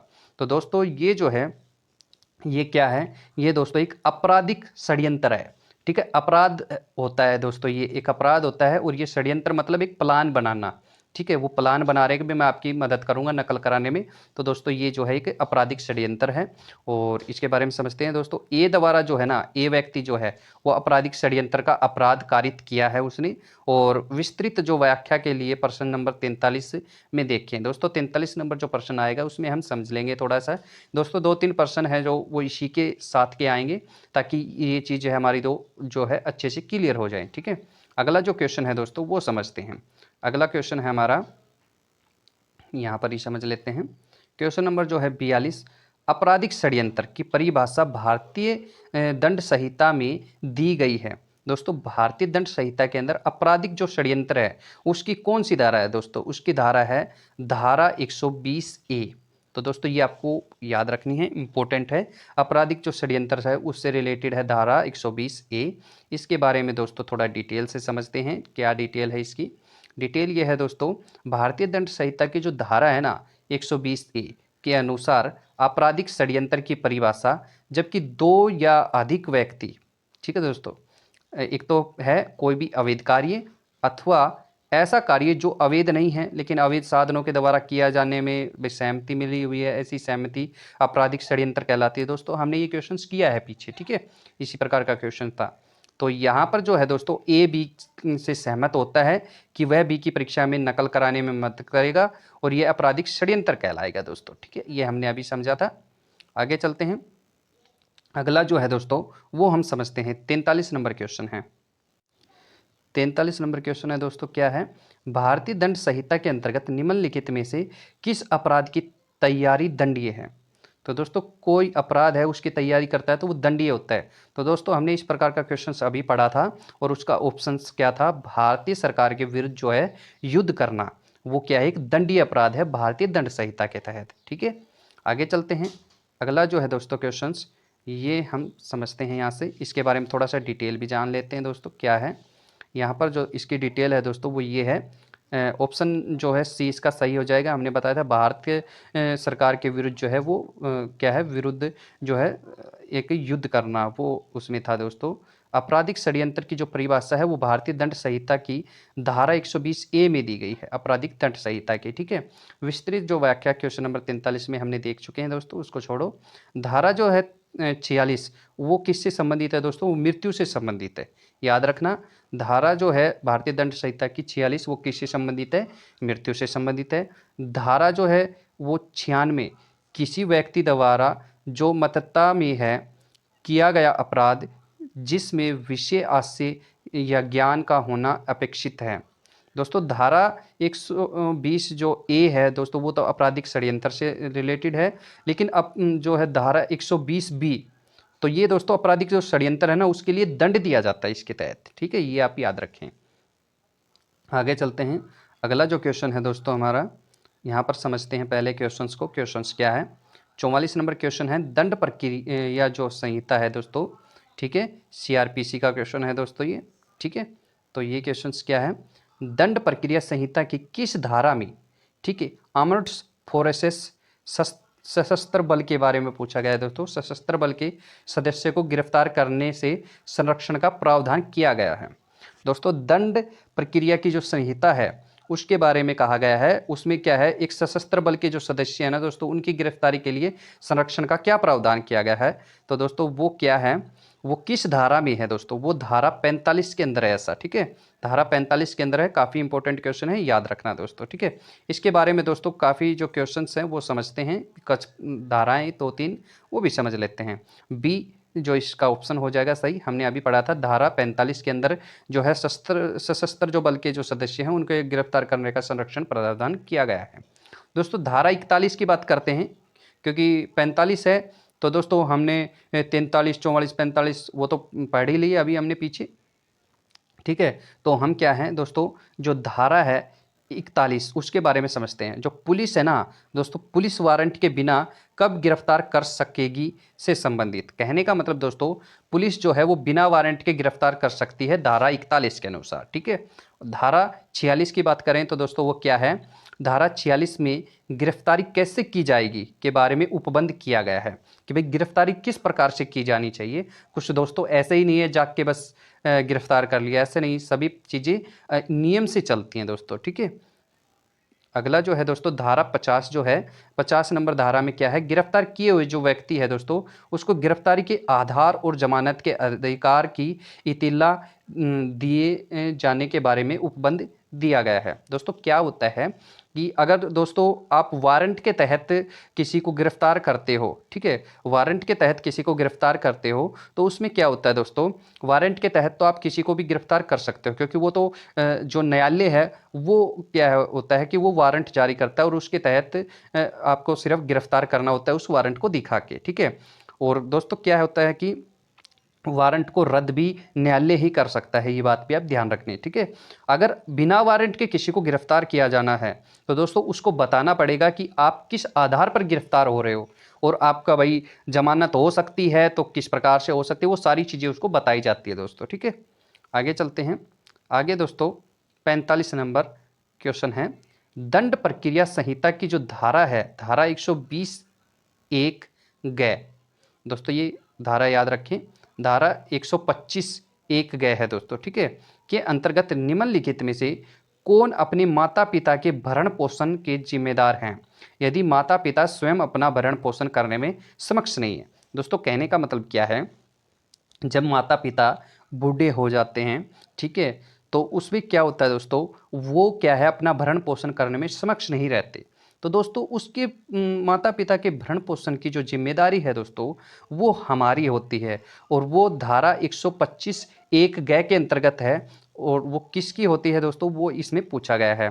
तो दोस्तों वो क्या है, ये जो धारा है 125(1) ग, इसमें बताया गया है माता पिता के जो भरण पोषण की जो जिम्मेदारी दोस्तों पुत्र एवं पुत्री दोनों की होती है। अब मान लो किसी के पुत्र नहीं है तो पुत्री की भी तो जिम्मेदारी बनती है ना दोस्तों, तो पुत्र और पुत्री दोनों की ये जिम्मेदारी होती है दोस्तों, ठीक है। और इसी प्रकार का ही इस डिटेल में दे रखा है दोस्तों, ठीक है। तो आगे चलते हैं। आगे दोस्तों क्वेश्चन नंबर जो है 46 में क्या है दोस्तों, दंड प्रक्रिया संहिता, जो दंड प्रक्रिया संहिता है दोस्तों सीआरपीसी की धारा के बारे में बात की जा रही है, किस धारा में संज्ञेय अपराधों को किए जाने से रोकने के लिए गिरफ्तारी का अधिकार पुलिस को प्रदत्त है। तो दोस्तों क्या है कि संज्ञेय जो अपराध हैं उनको रोकने के लिए किस धारा में, ठीक है, गिरफ्तार किया जा सकता है, किस धारा के तहत, तो दोस्तों वो 151 नंबर धारा के तहत गिरफ्तार किया जा सकता है, ठीक है। इस प्रकार से आप इसको याद कर सकते हैं। तो दोस्तों यहाँ पर इसकी थोड़ी डिटेल समझ लेते हैं। डिटेल ये है दोस्तों, दंड प्रक्रिया संहिता जो है वो धारा 151 में असंज्ञेय अपराधों को किए जाने से रोकने के लिए गिरफ्तारी का जो अधिकार है पुलिस को प्रदत्त है दोस्तों, किस धारा के तहत है, वो 151 नंबर धारा के तहत है। इस धारा के तहत जो है दोस्तों इसके अंतर्गत बिना जो पुलिस जो है ना वो बिना वारंट के गिरफ्तार कर सकती है, बिना वारंट के तथा मजिस्ट्रेट के आदेश के बिना भी, ठीक है दोस्तों, मजिस्ट्रेट का भी आदेश की ज़रूरत नहीं है ऐसी स्थिति में अगर वो संज्ञेय अपराध है, ठीक है दोस्तों, और उस दशा में गिरफ्तार कर सकता है जिसमें ऐसे अधिकारी को प्रतीत होता है कि उस अपराध का किया जाना अन्यथा नहीं रोका जा सकता, ठीक है दोस्तों। तो चलते हैं आगे। आगे जो है क्वेश्चन नंबर, हम दोस्तों क्वेश्चन तो हमने कर लिया और इसके बारे में थोड़ा सा डिटेल से समझ लेते हैं। कुछ और धाराएं हैं। धारा 161 जो है दोस्तों, ये इंपॉर्टेंट धाराएं हैं दोस्तों, सिर्फ हमें यही पढ़नी है, फालतू की धारा मत पढ़ना दोस्तों, ठीक है। तो धारा 161 है दोस्तों, वो क्या है, वो किससे संबंधित है दोस्तों, ये जो है पुलिस द्वारा साक्ष्यों, ठीक है दोस्तों, साक्ष्यों की परीक्षा के बारे में उपबंध दिए गए हैं। अगली है धारा 165, पुलिस अधिकारी की तलाशी लेने की शक्तियों के बारे में प्रावधान। दोस्तों काफ़ी इंपॉर्टेंट क्वेश्चन हो जाता है, अगर पुलिस अधिकारी की तलाशी लेने की जो शक्ति है दोस्तों वो किससे मिलती है, धारा 165 के तहत ली जा सकती है। अगला है दोस्तों धारा 197। धारा 197 का शीर्षक है दोस्तों, धारा 197 में क्या चीज़ दे रखी है दोस्तों, ये दे रखी न्यायाधीशों और लोक सेवकों का अभियोजन, ठीक है। आगे चलते हैं। अगला जो क्वेश्चन है हमारा दोस्तों क्वेश्चन नंबर 47 है। क्वेश्चन नंबर 47 है दोस्तों, दंड प्रक्रिया संहिता की धारा 2H, ठीक है, जिसको H या 2J, अगर हिंदी में पढ़ोगे तो J आएगा दोस्तों, वैसे H आएगा, में निम्नलिखित में से क्या परिभाषित किया गया है। दोस्तों धारा 2H के अंदर बात की जा रही है, ठीक है, तो इसके अंदर क्या परिभाषित किया गया है, इसके अंदर परिभाषित किया गया है दोस्तों अन्वेक्षण, ठीक ठीक, अन्वेषण जो है दोस्तों वो परिभाषित किया गया है। इसका डिटेल पढ़ लेते हैं दोस्तों। दंड प्रक्रिया संहिता की जो धारा 2J है में अन्वेषण जो है की परिभाषा दी गई है। धारा 2J के अंतर्गत वे सभी कार्यवाहियां आती हैं जो साक्ष्य एकत्रित करने के लिए पुलिस अधिकारियों द्वारा या मजिस्ट्रेट से भिन्न ऐसे किसी व्यक्ति के द्वारा की जाती हैं जो मजिस्ट्रेट के द्वारा इस प्रयोजन हेतु प्राधिकृत किया गया है। दोस्तों जो है दंड प्रक्रिया संहिता की जो धारा 226 है उसमें क्या है दोस्तों, जांच का प्रावधान किया गया है। तो दोस्तों आप धारा 26 को भी याद रख लें। धारा 2J में क्या है दोस्तों, ये इसके अंदर आपको समझ आ ही गया कि क्या है इसके अंदर, ठीक है। धारा 26 के अंदर और याद रखें कि जांच का प्रावधान है, ठीक है। आगे चलते हैं। अगला जो क्वेश्चन है दोस्तों, क्वेश्चन नंबर 48 है। दंड प्रक्रिया संहिता की किस धारा में विवाह के विरुद्ध अपराधों के लिए अभियोजन का प्रावधान किया गया है? दोस्तों ये क्वेश्चन जो है क्या है, दंड प्रक्रिया संहिता की किस धारा में विवाह के विरुद्ध अपराध के अभियोजन का प्रावधान है? तो विवाह के विरुद्ध बताया गया है दोस्तों। तो इसका जो आंसर है दोस्तों धारा 198 हो जाएगा, ठीक है दोस्तों। और इसका जो है हम डिटेल से समझते हैं दोस्तों। डिटेल ये है कि दंड प्रक्रिया जो संहिता की जो धारा है दोस्तों 198 वो विवाह के विरुद्ध अपराधों के लिए अभियोजन का प्रावधान है दोस्तों उसके अंदर, ठीक है, विवाह के विरुद्ध। और यहाँ पर दोस्तों धारा 196 है, उसका शीर्षक क्या है दोस्तों? उसका शीर्षक है राज्य के विरुद्ध अपराधों के लिए और ऐसे अपराध करने के लिए आपराधिक षड्यंत्र के लिए अभियोजन, ठीक है। 197 जो धारा है दोस्तों वो क्या है, उसका शीर्षक ये है कि न्यायाधीशों और लोक सेवकों के अभियोजन, न्यायाधीशों और लोक सेवकों के अभियोजन दोस्तों वो 197 नंबर धारा में। आगे चलते हैं। अगला जो है धारा नंबर 49 है। दंड प्रक्रिया संहिता की धारा 2C या गै, ठीक है, में निम्नलिखित में से क्या परिभाषित किया गया है? दोस्तों धारा 2C जो है उसके अंदर क्या परिभाषित किया गया है, ठीक है। उसके अंदर दोस्तों ये इंग्लिश वाला सी है, ठीक है, इंग्लिश वाला सी है और हिंदी वाला कैक है, गै आ जाएगा तीसरे नंबर पर। तो दोस्तों इस प्रकार से धारा 2C है और इसका जो आंसर है दोस्तों वो हो जाएगा संज्ञेय अपराध। दोस्तों जो संज्ञेय अपराध है ना वो इसमें आ जाता है, ठीक है। और संज्ञेय अपराध को जो परिभाषित किया गया है दोस्तों वो किया गया है इसके अंदर, ठीक है।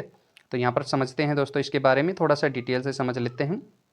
डिटेल ये है, भारतीय जो प्रक्रिया संहिता की जो धारा है दोस्तों, ठीक है, दंड प्रक्रिया दोस्तों, भारत की जो दंड प्रक्रिया है और उसकी संहिता जो है भारत की, उसके अंदर जो धारा 2 गै है दोस्तों उसमें संज्ञेय अपराध को परिभाषित किया गया है। ऐसा क्वेश्चन हम पहले भी पढ़ चुके हैं, ठीक है। धारा 2C के अनुसार संज्ञेय अपराध एवं मामलों से अभिप्राय ऐसे अपराध हैं एवं मामले हैं जिनमें पुलिस अधिकारी किसी व्यक्ति को प्रथम अनुसूची के अनुरूप, ठीक है, प्रवर्त किसी विधि के अनुरूप वारंट के बिना गिरफ्तार कर सकता है। दोस्तों संज्ञेय अपराध हो गया ना तो वहां पर आप समझ जाओ कि संज्ञेय अपराध ये है कि उसको बिना ही वारंट के गिरफ्तार किया जा सकता है, संज्ञेय अपराध ये होता है दोस्तों, ठीक है। तो यहाँ पर दोस्तों क्वेश्चन नंबर जो है 50 समझते हैं। क्वेश्चन नंबर 50 ये है दोस्तों, दंड प्रक्रिया संहिता की किस धारा में यह प्रावधान किया गया है कि पुलिस अधिकारी के अन्वेषण के दौरान किया गया कोई कथन यदि लेखबद्ध किया जाता है तो वह कथन करने वाले व्यक्ति द्वारा हस्ताक्षरित नहीं किया जाएगा। तो दोस्तों ये है धारा 162 के अंदर, ठीक है। क्वेश्चंस को आप और अच्छे से पॉज करके पढ़ सकते हैं, ठीक है। तो चलते हैं दोस्तों आगे इसकी डिटेल वगैरह समझते हैं। यहाँ पर समझते हैं दोस्तों, लो दोस्तों यहाँ से समझते हैं। तो बी इसका आंसर हो जाएगा, ठीक है। और दंड प्रक्रिया जो संहिता है दोस्तों उसकी जो धारा है, धारा 162 के अनुसार जो है पुलिस अधिकारी से अन्वेषण के दौरान किया गया कोई कथन यदि लेखबद्ध किया जाता है तो वह कथन करने वाले व्यक्ति के हस्ताक्षरित किया नहीं होना चाहिए, ऐसी कोई दिक्कत नहीं है, ठीक है दोस्तों। तो धारा जो 161 है दोस्तों उसके बारे में समझते हैं। धारा 161 दोस्तों हम बार बार पढ़ चुके हैं, बीच में भी आ चुकी है धारा। 161 का मतलब ये है दोस्तों, यहाँ पर 162 आ रहा है तो इनसे रिलेटेड हम पढ़ लेते हैं। 161 में जो है पुलिस द्वारा जो है साक्ष्यों की परिभाषा के बारे में, परीक्षा के बारे में उपबंध किए गए हैं, ठीक है। आगे चलते हैं। धारा 163 में क्या है दोस्तों, उपबंधित किया गया है कि कोई भी पुलिस अधिकारी या प्राधिकारी व्यक्ति किसी भी तरह का उत्प्रेरक या धमकी या वचन नहीं दिलाएगा। ठीक है, 164 नंबर जो धारा है उसमें है दोस्तों, स्वीकृतियों एवं कथनों का मजिस्ट्रेट के द्वारा, ठीक है, मजिस्ट्रेट द्वारा अभिलिखित किए जाने की रीति का उल्लेख किया गया है। ठीक है दोस्तों, चलते हैं आगे 51 नंबर क्वेश्चन पे। जो 51 नंबर क्वेश्चन है दोस्तों वो ये है हमारा, 51 नंबर क्वेश्चन के बारे में जानते हैं। 51 नंबर क्वेश्चन है दोस्तों, निम्नलिखित में से सत्य कथन चुनिए। तो दोस्तों कौन सा सत्य कथन है, इसमें से सत्य कथन है दोस्तों उपयुक्त दोनों। उपयुक्त दोनों क्या क्या, एक तो दोस्तों ए है, संज्ञेय अपराध से ऐसा अपराध अभिप्रेत है जिसमें पुलिस अधिकारी बिना वारंट के गिरफ्तार कर सकते हैं। तो दोस्तों ये बिल्कुल सही है, संज्ञेय अपराध में ऐसा किया जा सकता है। तो दोस्तों कितना इंपॉर्टेंट क्वेश्चन है संज्ञेय अपराध से रिलेटेड, आप समझ सकते हैं, बार बार इससे क्वेश्चन पूछे जा रहे हैं। अगला है दोस्तों, उच्च न्यायालय से परिभित किसी राज्य के संबंध में उस राज्य का उच्च न्यायालय। ठीक है दोस्तों, बिल्कुल सही है। ठीक है, और तो यहाँ पर हम समझते हैं दोस्तों, यहाँ पर जो है डिटेल में भी वही चीज़ें हमारी दी गई हैं, और ये धारा 2C के अंदर संज्ञेय अपराध से परिभाषित किया गया है, ये हमें पता है दोस्तों, वहाँ से जाके हम समझ सकते हैं इस चीज़ को। ठीक है, आगे चलते हैं दोस्तों। अगला जो है 52 नंबर जो क्वेश्चन है दोस्तों वो ये है, 52 नंबर क्वेश्चन है, कितने वर्ष के बालक या बालिका को साक्षी होने की दशा में विवेचना के दौरान उनका कथन उनके निवास स्थान पर होना चाहिए। तो दोस्तों ये होना चाहिए आपका ऑप्शन नंबर 15 वर्ष। ठीक है दोस्तों, 15 वर्ष के बालक जो है, बालक बालिका साक्षी की दशा में विवेचना के जो दौरान है उनका जो कथन है उनके निवास स्थान पर होना चाहिए। ठीक है दोस्तों, ये आपका अगला क्वेश्चन है दोस्तों, 53 नंबर क्वेश्चन है।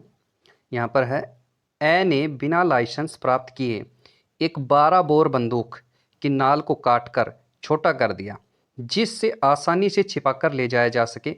ए ने आर्म्स एक्ट की किस धारा में वर्णित प्रावधान का उल्लंघन किया है। दोस्तों अगर किसी के पास लाइसेंस ही नहीं है तो वो किस धारा का उल्लंघन करता है और उसको काट कर कहीं छिपा कर लेके जाता है बंदूक को। ठीक है दोस्तों, तो ये जो है धारा 6 है दोस्तों। ठीक है, धारा 6 में ऐसा दिया गया है। तो दोस्तों समझते हैं इसके बारे में, धारा 6 के बारे में क्या है, इसका बी आंसर हो जाएगा दोस्तों। हमने समझा ए ने आर्म्स एक्ट की धारा, आर्म्स एक्ट की जो धारा है दोस्तों 6 के अंतर्गत अपराध किया है। आर्म्स एक्ट, ठीक है, सशस्त्र की जो है दोस्तों वो उसका एक्ट है दोस्तों। ये यहाँ पर की धारा जो 6 है, प्रावधान है कि कोई भी व्यक्ति जो लाइसेंस प्राप्त बंदूक या आग्नेयास्त्र से छेड़छाड़ करता है या अपनी सुविधा अनुसार छोटा या बड़ा करता है, वह व्यक्ति आर्म्स एक्ट के तहत अपराध करता है। ठीक है दोस्तों, तो ये आप याद रखें। ठीक है दोस्तों, तो यहाँ पर दे रखा था आपको लाइसेंस प्राप्त किए। ठीक है, अगला जो क्वेश्चन है दोस्तों वो समझते हैं। अगला क्वेश्चन है दोस्तों 54 नंबर क्वेश्चन, अपराधी द्वारा कारित अपराध प्रसंज्ञेय है अथवा अप्रसंज्ञेय है, जमानती है अथवा गैर जमानती है, इसका निर्धारण निम्नलिखित में से उल्लिखित प्रावधान से होता है। दोस्तों कहने का मतलब जो अपराधी ने जो अपराध किया है वो प्रसंज्ञेय है या अप्रसंज्ञेय है, जमानती है या गैर जमानती है, इसका जो निर्धारण जो है दोस्तों वो निम्नलिखित में से उल्लिखित प्रावधान जो है वो कहाँ से होता है ऐसा। तो दोस्तों ऐसा जो होता है वो करता है दंड प्रक्रिया संहिता। इससे दोस्तों सजाएं वगैरह दी जाती हैं, या फिर ये जो है ये बता सकते हैं कि जमानती है या गैर जमानती है। ठीक है, आगे चलते हैं, इसके बारे में थोड़ा डिटेल भी समझते हैं, कुछ डिटेल है तो यहाँ से समझते हैं दोस्तों डिटेल। ठीक है, यहाँ पर हमने पढ़ा दोस्तों अपराधी के द्वारा कारित जो अपराध है वो संज्ञेय है या असंज्ञेय है, प्रसंज्ञेय है या अप्रसंज्ञेय है, जमानती है या गैर जमानती है, इसका जो निर्धारण दोस्तों दंड प्रक्रिया संहिता के दिए गए प्रथम अनुसूची के प्रावधान से, दोस्तों ध्यान रखना प्रथम अनुसूची के प्रावधान से होता है। ठीक है, प्रथम अनुसूची के प्रावधान से। आगे दोस्तों क्वेश्चन नंबर जो 55 है, निम्नलिखित में से कौन सा अपराध न होता तो मानव शरीर के विरुद्ध और न ही संपत्ति के विरुद्ध है। तो दोस्तों यहाँ पूछा गया है कि निम्नलिखित में से कौन सा अपराध न तो मानव शरीर के विरुद्ध और न ही संपत्ति के विरुद्ध है। तो दोस्तों ऐसा अपराध है राजद्रोह। ठीक है, राजद्रोह का जो अपराध है वो क्या है, न तो मानव शरीर के विरुद्ध है और न ही संपत्ति के विरुद्ध है। इसके बारे में डिटेल से समझते हैं। राजद्रोह जो है दोस्तों वो एक ऐसा अपराध है जो न तो मानव शरीर के विरुद्ध है और न ही संपत्ति के विरुद्ध है। यह अपराध देश के विरुद्ध होता है दोस्तों। ठीक है, भारतीय दंड संहिता के अध्याय 6, ठीक है, भारतीय दंड संहिता की बात हो रही है, अध्याय 6 की जो धारा 121 है ना दोस्तों, 121 से लेकर 130 तक इसका प्रावधान है, ठीक है, राजद्रोह का। तो ये याद रखा कि 121 से लेकर 131 तक, सॉरी 130 तक राजद्रोह का जो है प्रावधान है। आगे चलते हैं दोस्तों, अगला जो क्वेश्चन है हमारा 56 नंबर क्वेश्चन है, वो ये है, भारतीय दंड संहिता की धारा 124 ए किसके लिए सजा निर्धारित करती है। दोस्तों धारा 124 हम पढ़ रहे हैं, यहाँ पर ध्यान रखना, भारतीय दंड संहिता की। तो दोस्तों वो क्या है, दोस्तों वो राजद्रोह से संबंधित है। अभी हमने पढ़ा था ना दोस्तों 121 से लेकर के 130 तक, ठीक है, तो 121 से लेकर के 130 तक की जो धाराएं दोस्तों, ठीक है, तो वो आप याद रखना, 121 से लेकर के 130 तक की धाराएं, ठीक है, वो क्या होती हैं, वो किससे संबंधित है, राजद्रोह से संबंधित है। तो इसी के बीच में ही तो दोस्तों ये आता है 124, ठीक है। तो आगे चलते हैं, इसके बारे में समझते हैं, थोड़ा डिटेल समझ लेते हैं दोस्तों। इसकी डिटेल ये है, भारतीय दंड संहिता की जो धारा है ना दोस्तों, ठीक है, धारा 124 ए जो है राजद्रोह के लिए सजा निर्धारित करती है। दोस्तों जो राजद्रोह हुआ है उसके लिए सजा किस में दी जाती है, 24 ए में, ठीक है, ये बात आप ध्यान रखें, राजद्रोह की जो सजा है वो 24 ए के तहत दी जाती है। और भारतीय दंड संहिता की जो धारा 124 ए के अनुसार को कोई बोले गए या लिखे गए शब्दों द्वारा या संकेतों द्वारा या दृश्य रूपण द्वारा या अन्यथा भारत में विधि द्वारा स्थापित सरकार के प्रति घृणा, अवमान पैदा करेगा या पैदा करने का प्रयत्न करेगा, अप्रीति, अभिव्यक्त, प्रतिविध करेगा या प्रतिदिवित करने का प्रयत्न करेगा, वह आजीवन कारावास से जिसमें जुर्माना जोड़ा जा सकेगा या 3 वर्ष तक के कारावास में जिनमें जुर्माना जोड़ा जा सकेगा या जुर्माने से दंडित किया जाएगा, ठीक है दोस्तों। तो आपको मेन यहाँ से ध्यान रखना है, 124 जो है वो राजद्रोह की सजा से निर्धारित है दोस्तों, सजा के लिए। यहाँ पर दोस्तों 157 नंबर जो क्वेश्चन है वो ये है, केवल जुर्माने से दंडनीय अपराध खालिस्तान के अंतर्गत है। दोस्तों सिर्फ उसमें सजा नहीं होती, सिर्फ जुर्माना लगाया जाता है, तो वो किस धारा के अंतर्गत आता है दंडनीय अपराध जो है दोस्तों, वो धारा आती है धारा 137। काफ़ी इंपॉर्टेंट क्वेश्चन है ये भी दोस्तों, इसको भी याद रखें आप। तो दोस्तों भारतीय दंड संहिता की धारा है दोस्तों ये, ठीक है, भारतीय दंड संहिता की 137 नंबर जो धारा है, केवल जुर्माने से दंडनीय अपराध है दोस्तों, ठीक है। इसमें क्या है, जुर्माने के तौर पर 500 से अधिक नहीं होंगे, ठीक है। धारा 135 में दोस्तों, हमने यहाँ पर धारा 137 पढ़ा है, तो दोस्तों यहाँ पर 137 पढ़ा है, तो 135 और 36 और समझ लेते हैं क्या है। 135 में क्या है दोस्तों, में सैनिक, नौसैनिक और वायुसैनिक द्वारा अभित्याज्य का दुष्प्रेरणक, ठीक है। और 136 में क्या है, अभित्याजक को संश्रय देने से संबंधित, ठीक है दोस्तों। तो 135 और 136 भी हमने पढ़ लिया यहाँ से। यहाँ पर अब चलते हैं आगे दोस्तों 58 नंबर दो है क्वेश्चन है, विधि विरुद्ध जमाव में व्यक्तियों की न्यूनतम संख्या होती है। दोस्तों हमने ये क्वेश्चन पीछे पढ़ा था अभी, 5 व्यक्ति या 5 व्यक्ति से ज़्यादा जो है वो विधि विरुद्ध के विरुद्ध है। तो दोस्तों इसके बारे में ज़्यादा डिटेल से हमने समझना नहीं है, क्योंकि हम ये चीज़ समझ चुके हैं। और ये कौन सी धारा में आता है, 141 धारा में ये दिया हुआ है, ठीक है।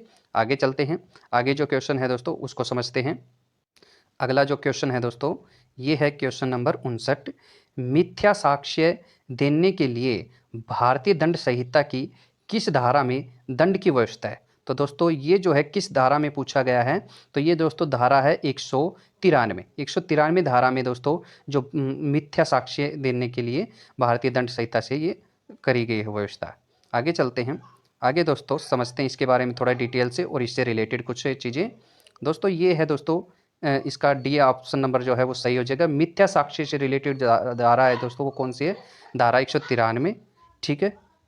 जो भारतीय दंड संहिता की जो धारा 193 के अनुसार जो कोई आशय किसी न्यायिक कार्य के किसी भी प्रक्रम में मिथ्या साक्ष्य देगा या किसी न्यायिक कार्रवाई के किसी प्रक्रम में उपयोग में लाए जाने के प्रयोजन से मिथ्या साक्ष्य गढ़ेगा, वह दोनों में से किसी भारतीय के कारावास से जिसकी अवधि 7 वर्ष तक की हो सकेगी दंडित किया जाएगा और जुर्माने से भी दंडित किया जाएगा। तो दोस्तों आप ध्यान रखें, धारा 193 मिथ्या साक्ष्य से संबंधित है, 7 वर्ष तक की सजा हो सकती है दोस्तों इसमें, और जुर्माना भी लगेगा, ठीक है। तो दोस्तों हमने क्या पढ़ा यहाँ पर, 193 नंबर धारा पढ़ी। अब हम पढ़ते हैं दोस्तों इससे रिलेटेड या इसके आसपास की धारा 91, 92 और 190, 191, 192, तीनों धाराएं हम समझते हैं दोस्तों। धारा 191 है वो मिथ्या साक्ष्य देना है, ठीक है, इससे संबंधित है। और 92 है मिथ्या साक्ष्य गणना से, मिथ्या साक्ष्य गणना से। और यहाँ पर दंड से संबंधित थी 93, ठीक है, ये बात ध्यान रखना। और 190 जो है दोस्तों वो क्या है, लोक सेवक के संरक्षा के लिए आवेदन से विरत रहने के लिए किसी व्यक्ति को उत्प्रेरित करने के लिए क्षति की धमकी से संबंधित ये धारा है दोस्तों, ठीक है। आगे चलते हैं। अगला जो क्वेश्चन है हमारा दोस्तों वो ये है 60 नंबर जो क्वेश्चन है, आईपीसी किस धारा में लोक उपद्रव की परिभाषा दी गई है। दोस्तों आईपीसी की किस धारा के अंदर लोक उपद्रव की जो परिभाषा दी गई है दोस्तों, ये है धारा 268। 268 नंबर जो धारा है उसके तहत ये क्या है, लोक उपद्रव की जो है परिभाषा दी गई है दोस्तों। यहाँ पर जो है अपना ए इसका आंसर हो जाएगा। और धारा 268 है दोस्तों, इसके तहत लोक उपद्रव की परिभाषा दी गई है, ये आप ध्यान रखें। और भारतीय दंड संहिता का जो अध्याय है दोस्तों, अध्याय नंबर 14, इसके अंदर दोस्तों क्या है, लोक स्वास्थ्य, क्षेम, ठीक है दोस्तों, सुविधा, शिष्टता और सदाचार पर प्रभाव डालने वाले अपराधों के विषय में दिया गया है दोस्तों ये। और यह जो है दोस्तों धारा, ठीक है, 268 से लेकर के 294 कै तक में दिया गया है, ये भी आप ध्यान रखें, ये जो चीज़ें हैं, ठीक है। इसके बारे में समझते हैं कुछ धाराएं इसके आसपास की दोस्तों। एक तो धारा 270 है जो कि इम्पोर्टेंट है, इसके साथ की उसको समझ लेते हैं। परिदेवपूर्ण जो है दोस्तों कार्य जिससे जीवन के संकटपूर्ण रोग का संक्रमण फैसला संभव है, ठीक है दोस्तों। अगला है धारा 272 में विक्रय के लिए आश्रित खाद्य या पेय का अपमिश्रण है, ठीक है, अपमिश्रण, ठीक है दोस्तों। और धारा जो है दोस्तों, धारा यहाँ पर आपकी धारा 300 है, उससे हत्या से संबंधित है दोस्तों, ये हम पीछे पढ़ चुके हैं, ठीक है। तो यहाँ से आगे चलते हैं दोस्तों। अगला जो क्वेश्चन है हमारा, अगला क्वेश्चन है दोस्तों 61 नंबर क्वेश्चन, आपराधिक मानव वध जो कि हत्या नहीं है, ठीक है, की श्रेणी में आने वाले कृत्यों का वर्णन भारतीय दंड संहिता की किस धारा में दिया गया है। आपराधिक मानव वध जो कि हत्या नहीं है दोस्तों, तो वो किस में दिया गया है दोस्तों, वो दिया गया है धारा 299 में, ठीक है। तो ये इसके बारे में समझते हैं थोड़ा सा डिटेल से। यहाँ पर दोस्तों 20 का आंसर था धारा 299। और भारतीय दंड संहिता की जो धारा 299 है दोस्तों, वो आपराधिक मानव वध जो हत्या नहीं है की श्रेणी में जो कृत्यों का वर्णन करती है दोस्तों, ठीक है। और धारा 299 के अनुसार जो कोई मृत्यु कारित करने के आशय से या ऐसा शारीरिक क्षति कारित करने के आशय से जिस मृत्यु कारिक हो जाना संभव हो, या यह ज्ञान रखते हुए कि यह संभाव्य कि वह उस कार्य से मृत्यु कारित कर दे, कोई कार्य करके मृत्यु कारित कर देता है, वह आपराधिक मानव वध का अपराध करता है, ठीक है दोस्तों। इसका मतलब समझे आप कि भाई मतलब वो इस आशय से भाई शरीर को क्षति पहुंचाने से, मृत्यु करने से, कारित का मतलब करना समझना दोस्तों यहाँ पर, ठीक है। तो वो धारा 299 है। और 300 धारा दोस्तों काफ़ी बार आ चुकी है, बार बार पूछी जा रही है, तो ये इंपॉर्टेंट है, ये आप याद रखें। तो ये हत्या से संबंधित है दोस्तों, काफ़ी इंपॉर्टेंट धारा है। और धारा 302 भी हम पढ़ चुके हैं दोस्तों, हत्या के लिए जो दंड दिया जाता है उससे संबंधित 302 धारा है, ठीक है, भारतीय दंड संहिता की, ये बात आप याद रखें। आगे दोस्तों क्वेश्चन जो है 62 नंबर क्वेश्चंस की बात करें तो हम 62 नंबर क्वेश्चंस की बात करते हैं। यहाँ पर 62 नंबर जो क्वेश्चन है दोस्तों, हत्या और मानव वध में अंतर से संबंधित वाद है। हत्या जो है दोस्तों, हत्या और मानव वध से संबंधित जो अंतर है उससे जो वाद है दोस्तों, वो कौन सा वाद है, वो है दोस्तों रेग बनाम गोविंदा। रेग बनाम गोविंदा जो वाद है दोस्तों, वो हत्या और मानव वध के अंतर से संबंधित वाद है, ठीक है। इसके बारे में डिटेल से समझते हैं, इसके बारे में डिटेल से समझते हैं दोस्तों। ये जो है ऑप्शन नंबर सी हमारा सही हो जाएगा। रेग बनाम गोविंदा मामले में हत्या और मानव वध में अंतर स्पष्ट किया गया है दोस्तों, ठीक है। और बारिंदर कुमार घोष बनाम एम्पायर का वाद सामान्य आशय को अग्रसर में कई व्यक्तियों द्वारा किए गए कार्य से संबंधित है दोस्तों, ये हम पहले ही पढ़ चुके हैं, ठीक है। आगे चलते दोस्तों, अगला जो क्वेश्चन है ये है 63 नंबर क्वेश्चन, विरसा सिंह बनाम पंजाब राज्य, ठीक है दोस्तों। विरसा सिंह बनाम पंजाब जो राज्य है का जो वाद है दोस्तों, वो संबंधित है किससे, हत्या से संबंधित है दोस्तों, ठीक है। तो ये आप याद रखें दोस्तों, ये इसके अंदर भी यही चीज़ दे रखी है। आगे चलते हैं दोस्तों, आगे जो है यहाँ पर जो है 64 नंबर जो क्वेश्चन है, भारतीय दंड संहिता की किस धारा में दहेज मृत्यु का उपबंध है। दहेज मृत्यु का जो उपबंध है दोस्तों, वो धारा किसके अंदर है, कौन सी धारा के अंदर है, धारा 304 में, ठीक है दोस्तों। तो यहाँ से हम समझते हैं इसके बारे में थोड़ा सा डिटेल से, ठीक है। यहाँ से समझते हैं दोस्तों। यहाँ से दोस्तों भारतीय जो दंड संहिता है उसकी धारा 304 बी में दहेज मृत्यु का उपबंध है दोस्तों, ठीक है। और भारतीय दंड संहिता की धारा 304 बी में दोस्तों 304 बी के अंदर ये बात हो रही है, जहाँ किसी स्त्री की मृत्यु किसी दाह या शारीरिक क्षति द्वारा कारित की गई है, ठीक है दोस्तों, उसकी विवाह के 7 वर्ष के भीतर सामान्य परिस्थितियों में अन्यथा हो जाती है और यह दर्शित किया जाता है कि उसकी मृतक के कुछ पूर्व उसके पति ने या उसके पिता के किसी नातेदार ने, ठीक है, दहेज की किसी मांग के लिए या उसके संबंध में उसके साथ क्रूरता की थी या उसे तंग किया था, वह ऐसी मृत्यु को दहेज मृत्यु कहा जाएगा। ऐसा पति या नातेदार उसकी मृत्यु कारित करने का समझा जाएगा। दोस्तों यहाँ से समझे इस क्वेश्चन को, कहने का मतलब ये है 304 बी में को अगर किसी स्त्री की 7 वर्ष के भीतर विवाह के 7 वर्ष के भीतर मृत्यु हो जाती है किसी प्रकार से, तो ये समझा जाएगा कि वो दहेज मृत्यु हुई है। वो कब दोस्तों, जब क्या है कि दहेज मांगा जाए उसके पति के द्वारा या फिर उसके ससुराल के द्वारा, ठीक है। तो इस प्रकार से तो वो दहेज मृत्यु कहलाएगी दोस्तों, ठीक है। और उसका जो मृत्यु का जो जिम्मेदार है दोस्तों वो उसके पति को या उसके नातेदार जो है उसके जो ससुराल वाले हैं उनको माना जाएगा दोस्तों, ठीक है। तो यहाँ से समझते हैं दोस्तों कुछ उसके साथ की रिलेटेड धाराएं। धारा 364 ए में, धारा 364 ए में दोस्तों फिरौती आदि के लिए अपहरण, ठीक है दोस्तों। और फिरौती के लिए जो अपहरण किया जाता है वो धारा 364 ए में आता है दोस्तों, ठीक है। आगे धारा 363 ए में क्या है दोस्तों, भीख मांगने के प्रयोजन के लिए प्राप्तव्य का अव्यवहरण या विकलांगीकरण से संबंधित। तो दोस्तों ये 363 ए में आता है, ठीक है। आगे दोस्तों यहाँ पर 65 नंबर जो क्वेश्चन है दोस्तों वो ये है, भारतीय दंड संहिता में निम्नलिखित धारा में आपराधिक मानव वध करने के प्रयत्न का उपबंध है। दोस्तों ये जो है आपराधिक मानव वध करने का प्रयत्न किया जाए, तो दोस्तों ये जो धारा है ये हो जाएगी धारा 308। इसमें मानव का जो वध है, आपराधिक मानव जो है उसका वध करने का जो प्रयत्न है उसका उपबंध है दोस्तों इसके अंदर, ठीक है। समझते हैं डिटेल से, काफ़ी इंपॉर्टेंट क्वेश्चन है। भारतीय दंड संहिता की जो धारा है दोस्तों 308 में आपराधिक मानव का जो वध करने का जो है प्रयत्न उपबंध है दोस्तों, ठीक है। इससे रिलेटेड इसके आसपास की धाराएं और समझते हैं दोस्तों। धारा नंबर 305, इसमें क्या है दोस्तों, शिशु या उन्मत्त व्यक्ति की आत्महत्या का दुष्प्रेरक। और धारा 306 के अंदर है दोस्तों आत्महत्या का दुष्प्रेरक। 307 में दोस्तों आत्महत्या का प्रयत्न से संबंधित, ठीक है, हत्या करने का प्रयत्न से संबंधित। तो दोस्तों ये क्वेश्चंस आप समझ लें इसको अच्छे से। आगे चलते हैं दोस्तों। अगला जो क्वेश्चन है हमारा वो है 66 नंबर क्वेश्चन, निम्नलिखित में से कौन सा एक अपराध नहीं है। तो दोस्तों कौन सा एक अपराध नहीं है, दोस्तों एक अपराध नहीं है आत्महत्या का प्रयास। आत्महत्या का प्रयास जो है दोस्तों वो एक अपराध नहीं है, ठीक है। आत्महत्या करना अपराध है, हत्या अपराध है, हत्या करने का प्रयास अपराध है, लेकिन आत्महत्या करने का प्रयास जो है दोस्तों वो एक अपराध नहीं है, ठीक है दोस्तों। आत्महत्या एक अपराध नहीं है दोस्तों। सॉरी, यहाँ पर जो अपना आंसर है दोस्तों वो ये हो जाएगा, जो आत्महत्या का प्रयास कर रहा है दोस्तों वो क्या है, वो भी एक अपराध है। हत्या का प्रयास है वो भी अपराध है, और हत्या तो अपराध है ही दोस्तों, लेकिन आत्महत्या जो है दोस्तों वो अपराध नहीं है, ठीक है। ऐसे ही ध्यान रख लेना इसको। आगे चलते हैं दोस्तों।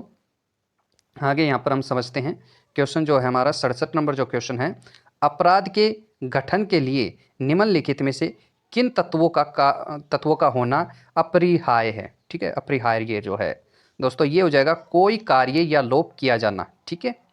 आगे चलते हैं दोस्तों, इसके बारे में थोड़ा डिटेल से समझते हैं दोस्तों। इसका जो आंसर है अपना वो दोस्तों ये अपना ए नहीं होके उपरोक्त सभी आएगा, ठीक है दोस्तों। यहाँ पर ध्यान देना, उपरोक्त सभी आएगा। कोई कार्य या लोप किया जाना, आपराधिक कार्य करने का आशय, वह कृत्य विधि का वर्जित या दंडनीय हो। तो दोस्तों ये आपका आंसर होगा उपरोक्त सभी, ठीक है। आगे चलते हैं। आगे दोस्तों यहाँ पर हम समझते हैं इसके बारे में थोड़ा डिटेल से समझ लेते हैं। डिटेल दोस्तों इसकी ये है कि ऑप्शन नंबर डी इसका सही हो जाएगा, उपरोक्त सभी तत्व अपराध के गठन के लिए अपरिहार्य है। पहला क्या है, कोई कार्य या लोप किया जाना। एक है आपराधिक कार्य करने का आशय रखना, वह कृत्य विधि द्वारा वर्जित और दंडनीय हो, ठीक है। अगला जो क्वेश्चन है दोस्तों, क्वेश्चन नंबर जो है हमारा 68 नंबर क्वेश्चन हो जाएगा। 68 नंबर क्वेश्चन क्या है? भारतीय दंड संहिता में अपराधों का वर्गीकरण किस आधार पर किया जाता है? तो दोस्तों भारतीय दंड संहिता में अपराध जो है वो किस प्रकार वर्गीकरण किए गए हैं? तो दोस्तों ये किए गए हैं सांख्यिकीय आधार पर। इसका जो आंसर है दोस्तों ये यही है, सांख्यिकीय आधार पर ये किए गए हैं। ठीक है, अगला जो क्वेश्चन है दोस्तों, अगला क्वेश्चन ये है हमारा, यहाँ पर है दोस्तों 69 नंबर जो क्वेश्चन है, अपराध की जो संख्या के आधार पर सरकार ने अपराध का वर्गीकरण निम्नलिखित में से किस आधार पर किया है? तो दोस्तों यहाँ पर अपराध की संख्या जो पर आधार पर किया गया है ये तो हमें पता है, लेकिन अपराध की संख्या के आधार पर सरकार ने अपराध का जो वर्गीकरण है ना वो किस आधार पर किया है? तो दोस्तों वो उपरोक्त सभी आधार पर किया गया है, व्यक्ति, संपत्ति और राज्य, तीनों के आधार पर दोस्तों ये किया गया है। ठीक है, तो यहाँ पर भी दोस्तों यही चीज़ें दी गई हैं, कुछ अलग होगा तो हम पढ़ेंगे इन चीज़ों को। ठीक है, तो दोस्तों यहाँ पर आगे चलते हैं। क्वेश्चन नंबर जो 70 है वो क्या है? क्वेश्चन नंबर 70 है, निम्नलिखित में से कौन सफ़ेद पोश अपराध में शामिल है? सफ़ेद पोश अपराध दोस्तों उसके अंदर शामिल है। सफ़ेद पोश जो अपराध है दोस्तों वो क्या है? वो दोस्तों उपरोक्त सभी है, गबन करना, ठीक है, रिश्वत लेना, जमाखोरी, ये दोस्तों सफ़ेद पोश अपराध कहलाते हैं, क्योंकि ये क्या है, जो अधिकारी वगैरह कई लोग होते हैं वही करते हैं दोस्तों ऐसा। ठीक है, तो सफ़ेद पोश जो अपराध है निम्नलिखित में शामिल है, गबन करना, रिश्वत लेना या जमाखोरी करना। ठीक है, आगे चलते हैं। आगे दोस्तों अगला क्वेश्चन है, अगला क्वेश्चन 71 नंबर क्वेश्चन, निम्नलिखित में से कौन सी सामाजिक संस्थाएं अपराध की उत्पत्ति के लिए उत्तरदायी है? निम्नलिखित में से जो कौन सी सामाजिक संस्थाएं हैं दोस्तों जो अपराध के लिए उत्तरदायी हैं? दोस्तों ये जो सामाजिक संस्थाएं हैं ये उपरोक्त सभी हैं। जैसे देखो परिवार है, वो भी एक सामाजिक जो है संस्था है अपराध की उत्पत्ति का, क्योंकि जिसका परिवार ऐसा होगा तो वो अब तो अपराध करेंगे ही। सामाजिक कुरीतियाँ, समाज में भी कुछ ऐसी कुरीतियाँ होती हैं दोस्तों। और शिक्षा स्थल, शिक्षा स्थल पर भी अच्छी शिक्षा न मिले तो दोस्तों वहाँ पर अपराध की उत्पत्ति होती है। ठीक है दोस्तों, तो ये आपका यहीं पर ये सभी चीज़ें यहाँ दे रखी हैं। आगे चलते हैं दोस्तों, आगे यहाँ पर हम समझते हैं क्वेश्चन नंबर 72। क्वेश्चन नंबर जो 72 है दोस्तों वो ये है, निम्नलिखित में से कौन अपराधों को रोकने के उपयोग में शामिल है? तो दोस्तों ये अपराध के जो उपयोग जो है रोकने के उपयोग में शामिल है वो ये है, उपरोक्त सभी जो है शामिल है दोस्तों, अपराधों का सही पंजीकरण और आपराधिक अभिलेखों का रखरखाव और गश्त द्वारा आपराधिक की रोकथाम। ठीक है दोस्तों, ये सारी चीज़ें यहाँ पर दे रखी तीनों। आगे चलते हैं दोस्तों, अगला जो क्वेश्चन है दोस्तों 73 नंबर जो क्वेश्चन है हमारा, उसका जो आंसर है वो हम समझ लेते हैं यहाँ से। 73 नंबर जो क्वेश्चन है उसको पढ़ तो ले पहले हम दोस्तों। हमारा जो 73 नंबर क्वेश्चन है वो ये है, यदि किसी व्यक्ति का कृत्य सामान्य अपवाद के अंतर्गत आता है, ठीक है दोस्तों, यदि किसी व्यक्ति का कृत्य जो है वो सामान्य अपवाद के अंतर्गत आता है तो उसे कितना दंड दिया जा सकता है? तो दोस्तों उसको कोई दंड नहीं दिया जा सकता। ठीक है, ये आप ध्यान रखें। तो यहाँ पर डिटेल से हम समझते हैं इसके बारे में, यहाँ पर इसकी थोड़ी डिटेल दे रखी है दोस्तों, समझते हैं इसको। ठीक है, इसकी डिटेल है दोस्तों, यहाँ पर इसका ऑप्शन नंबर ए सही हो जाएगा। यदि किसी व्यक्ति का कृत्य सामान्य अपवाद के अंतर्गत आता है, सामान्य अपवाद है दोस्तों, तो उसे कोई दंड नहीं दिया जा सकता। सामान्य अपवाद भारतीय दंड संहिता के अध्याय नंबर 4 में है दोस्तों, हमने पढ़ा था, ये क्वेश्चन पीछे आया था, और वो धारा नंबर कितने से कितने तक है सामान्य अपवाद दोस्तों, उसके लिए दंडित नहीं किया जाता, ये ध्यान रखना। 76 से लेकर 106 तक की धाराएं ऐसी है दोस्तों जो सामान्य अपवाद से संबंधित है। ठीक है, अगला क्वेश्चन समझते हैं दोस्तों। अगला क्वेश्चन चलते हैं हम यहाँ पर। अगला क्वेश्चन है दोस्तों हमारा, ऐसा कुछ भी अपराध नहीं होता। क्या चीज़ अपराध नहीं होती दोस्तों? यदि वह आत्मरक्षा के अधिकार के प्रयोग में किया गया हो। ठीक है, तो अगर अपनी खुद की आत्मरक्षा के अधिकार में किया जाए तो ऐसा कोई भी अपराध नहीं होता दोस्तों। ठीक है, ये ध्यान रखें आप। उसके आगे दोस्तों समझते हैं, भारतीय दंड संहिता के किन धाराओं में आत्मरक्षा के अधिकार संबंधित विधि का प्रावधान किया गया है? तो दोस्तों अपनी आत्मरक्षा करने के लिए किस जो है संबंधित विधि का प्रावधान किन धाराओं में किया गया है? दोस्तों इसकी जो धाराएं हैं, ये जो धाराएं हैं दोस्तों ये आपकी हो जाएंगी धारा 99 से 106। 99 से 106 के अंदर आपको आत्मरक्षा के अधिकार संबंधित विधि का प्रावधान किया गया है। ठीक है, तो यहाँ पर इस चीज़ को आप ध्यान रखें। यहाँ पर बी जो है उसको समझ लेते हैं, ऑप्शन नंबर बी इसका सही है, इसको हम डिटेल से समझते हैं। भारतीय दंड संहिता की जो धारा है 96 से लेकर के 106 तक के धाराओं में आत्मरक्षा के अधिकार संबंधित विधि के प्रावधान किया गया है। दोस्तों यहाँ पर 96 से और यहाँ पर 99 से, इससे कंफ्यूजन है होना, ये 96 से 106 तक हैं दोस्तों, ठीक है। हमने पीछे पढ़ा था, आपको याद हो 97 नंबर जो धारा थी दोस्तों वो भी प्रतिरक्षा के लिए थी हमारी, ठीक है। तो ये ऑप्शंस के हिसाब से हमें सही करना पड़ता है दोस्तों, ठीक है। आगे चलते हैं। आगे दोस्तों हमारा जो क्वेश्चन है वो ये है, निम्न में से कौन सा निर्णय आत्मरक्षा के अधिकार से संबंधित है। जो कौन सा जो है निर्णय जो है आत्मरक्षा के अधिकार से संबंधित है दोस्तों, वो है अमजद खान बनाम मध्य प्रदेश राज्य, ठीक है दोस्तों। ये जो अधिकार है ये जो है आत्मरक्षा के निर्णय से संबंधित है, ठीक है। तो यहाँ से हम समझ लेते हैं, अमजद खान बनाम मध्य प्रदेश राज्य आत्मरक्षा के अधिकार से संबंधित है। महबूब शाह बनाम एम्परेयर और रैग बनाम गोविंदा का वाद जो है वो हत्या और मानव वध में अंतर से संबंधित है दोस्तों, ठीक है। ध्यान रखें इस चीज़ को। आगे चलते हैं। अगला जो क्वेश्चन है दोस्तों हमारा, क्वेश्चन ये है कि कै पागलपन के प्रभाव में खै को जान से मारने का प्रयत्न करता है। दोस्तों कहने का मतलब क्या है, एक व्यक्ति है वो दूसरे व्यक्ति को मारने का प्रयत्न करता है, क्योंकि जो पहला व्यक्ति है वो पागलपन का उस पर प्रभाव हो रहा है, इसलिए वो दूसरे व्यक्ति को मारने का प्रयत्न करता है, जान से मारने का। तो दोस्तों उसमें क्या है, ऑप्शंस के हिसाब से हम समझते हैं। दोस्तों क्या है, ऑप्शन नंबर जो बी है वो सही हो जाएगा। यहाँ पर कै जो है वो किसी हत्या का दोषी नहीं है, किंतु खै को प्राइवेट प्रतीक्षा का अधिकार है। कहने का मतलब क्या है दोस्तों, उसके ऊपर तो पागलपन छा रहा है, लेकिन अगर वो दूसरा व्यक्ति उसको जान से मारने की कोशिश कर रहा है तो दोस्तों वो अपने आप को बचा सकता है, प्रतिरक्षा का अधिकार है उसके पास में, से अपने आप को बचाए, ठीक है। आगे चलते हैं दोस्तों, इसके बारे में थोड़ा सा जान लेते हैं डिटेल से। दोस्तों भारतीय दंड संहिता की जो धारा 98 है ना, उसकी दृष्टांत कै में यह कहा गया है कि कै जो है पागलपन के प्रभाव में खै को मारने का प्रयत्न करता है ना, तो कै किसी अपराध का दोषी नहीं है, वो भी अपराध का दोषी नहीं है, लेकिन किंतु जो खै है ना वो भी अपनी प्राइवेट प्रतिरक्षा, वही अधिकार है दोस्तों उसके पास भी जो वह कै के स्थायित्व होने की दशा में रखता है, ठीक है दोस्तों। 98 नंबर धारा में इसका जिक्र है, ये आप ध्यान रखें, 98 नंबर धारा के कै भाग में, ठीक है। आगे दोस्तों हम समझते हैं क्वेश्चन को, ठीक है। क्वेश्चन नंबर जो 78 है हमारे पास में, उस क्वेश्चन को समझते हैं दोस्तों।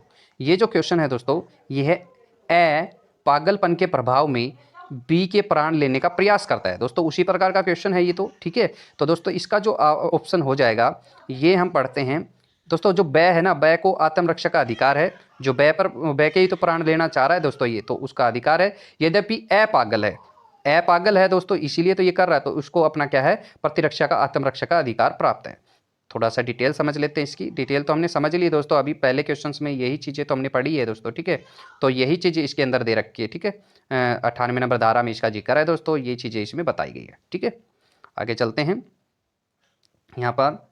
तो यहाँ पर दोस्तों समझते हैं क्वेश्चन नंबर जो हमारा 79 है कि किस मामले में शरीर की प्राइवेट प्रतिरक्षा के अधिकार का विस्तार मृत्यु कारित करने तक होता है। तो दोस्तों मृत्यु कारित करने तक का होता है, ये होता है बलात्कार करने के आशय से किया गया हमला, ठीक है दोस्तों।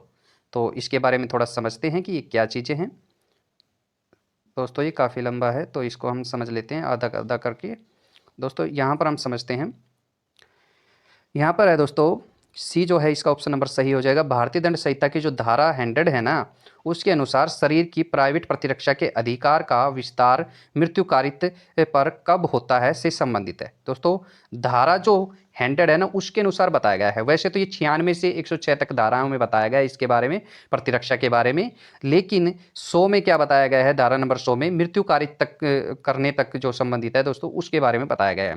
और इसमें 7 तरह के किया गया कार्य मृत्यु कारित करने तक का होता है, ठीक है। तो यहाँ पर हम समझते हैं जो पहला जो है कार्य है वो क्या है दोस्तों, कि उसको मृत्यु कारित माना जाए कि मृत्यु करने तक का हो गया ये। तो दोस्तों पहला है ऐसा हमला जिसमें युक्तियुक्त रूप से यह आशंका कारित हो कि अन्यथा ऐसे हमले का परिणाम मृत्यु होगा। कहने का मतलब दोस्तों इस प्रकार से अगर हमला किया जाए कि उसकी मृत्यु हो सकती थी, परिणाम में उसकी मृत्यु हो सकती थी, तो वो दोस्तों क्या है, मृत्यु कारित माना जाएगा। दूसरा जो है दोस्तों ऐसा हमला जिसमें युक्तियुक्त रूप से यह आशंका कारित हो कि अन्यथा ऐसे हमले का परिणाम घोर उपहति होगा। घोर उपहति का मतलब दोस्तों गहरी चोट घोर का मतलब गहरी चोट होगा, कि बहुत गहरी चोट हो, कि ऐसी चोट जिससे 20 दिन तक तो वह व्यक्ति हिले डुले ही नहीं, एक जगह गिरा रहे, अपने कामकाज न कर पाए। ठीक है, तो अगला जो है दोस्तों ये है तीसरा, बलात्संग करने के आशय से किया गया हमला। ठीक है दोस्तों, अगला दोस्तों है, हम समझते हैं यहाँ पर 3 हमने पढ़ लिए, 7 प्रकार की मृत्यु होती है दोस्तों।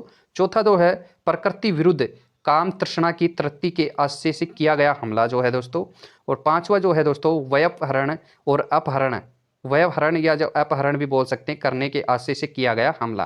दोस्तों अगर अपहरण करते हैं किसी व्यक्ति का तो वो आसानी से तो अपहरण करवाएगा नहीं, तो इस प्रकार से वो हमला किया जाता है तो उसमें भी मृत्यु हो सकती है किसी की। ठीक है, जो छठा है दोस्तों, इस आशय से किया गया हमला किसी व्यक्ति का ऐसी परिस्थितियों में सदा दोष परिरोध किया गया जिससे उसे युक्ति युक्त रूप से यह आशंका कारित हो कि वह अपने को छुड़वाने के लिए लोक प्राधिकरण की सहायता प्राप्त कर नहीं कर सकेगा। ठीक है दोस्तों, 7वां है तेजाबी हमला। दोस्तों तेजाबी हमले से भी मृत्यु होती है और वो मृत्यु ही मानी जाएगी, क्योंकि दोस्तों पूरी जिंदगी खराब हो जाती है, तेजाबी हमले से शरीर खराब हो जाता है। ठीक है, आगे दोस्तों समझते हैं, यहाँ पर जो है दोस्तों क्वेश्चन नंबर हमारा जो 80 है उसको समझते हैं दोस्तों। क्वेश्चन नंबर 80 है, एक व्यक्ति स्वेच्छापूर्ण शरीर की व्यक्तिगत प्रतिरक्षा के अधिकार के उपयोग में मृत्यु कारित कर सकता है किस धारा में?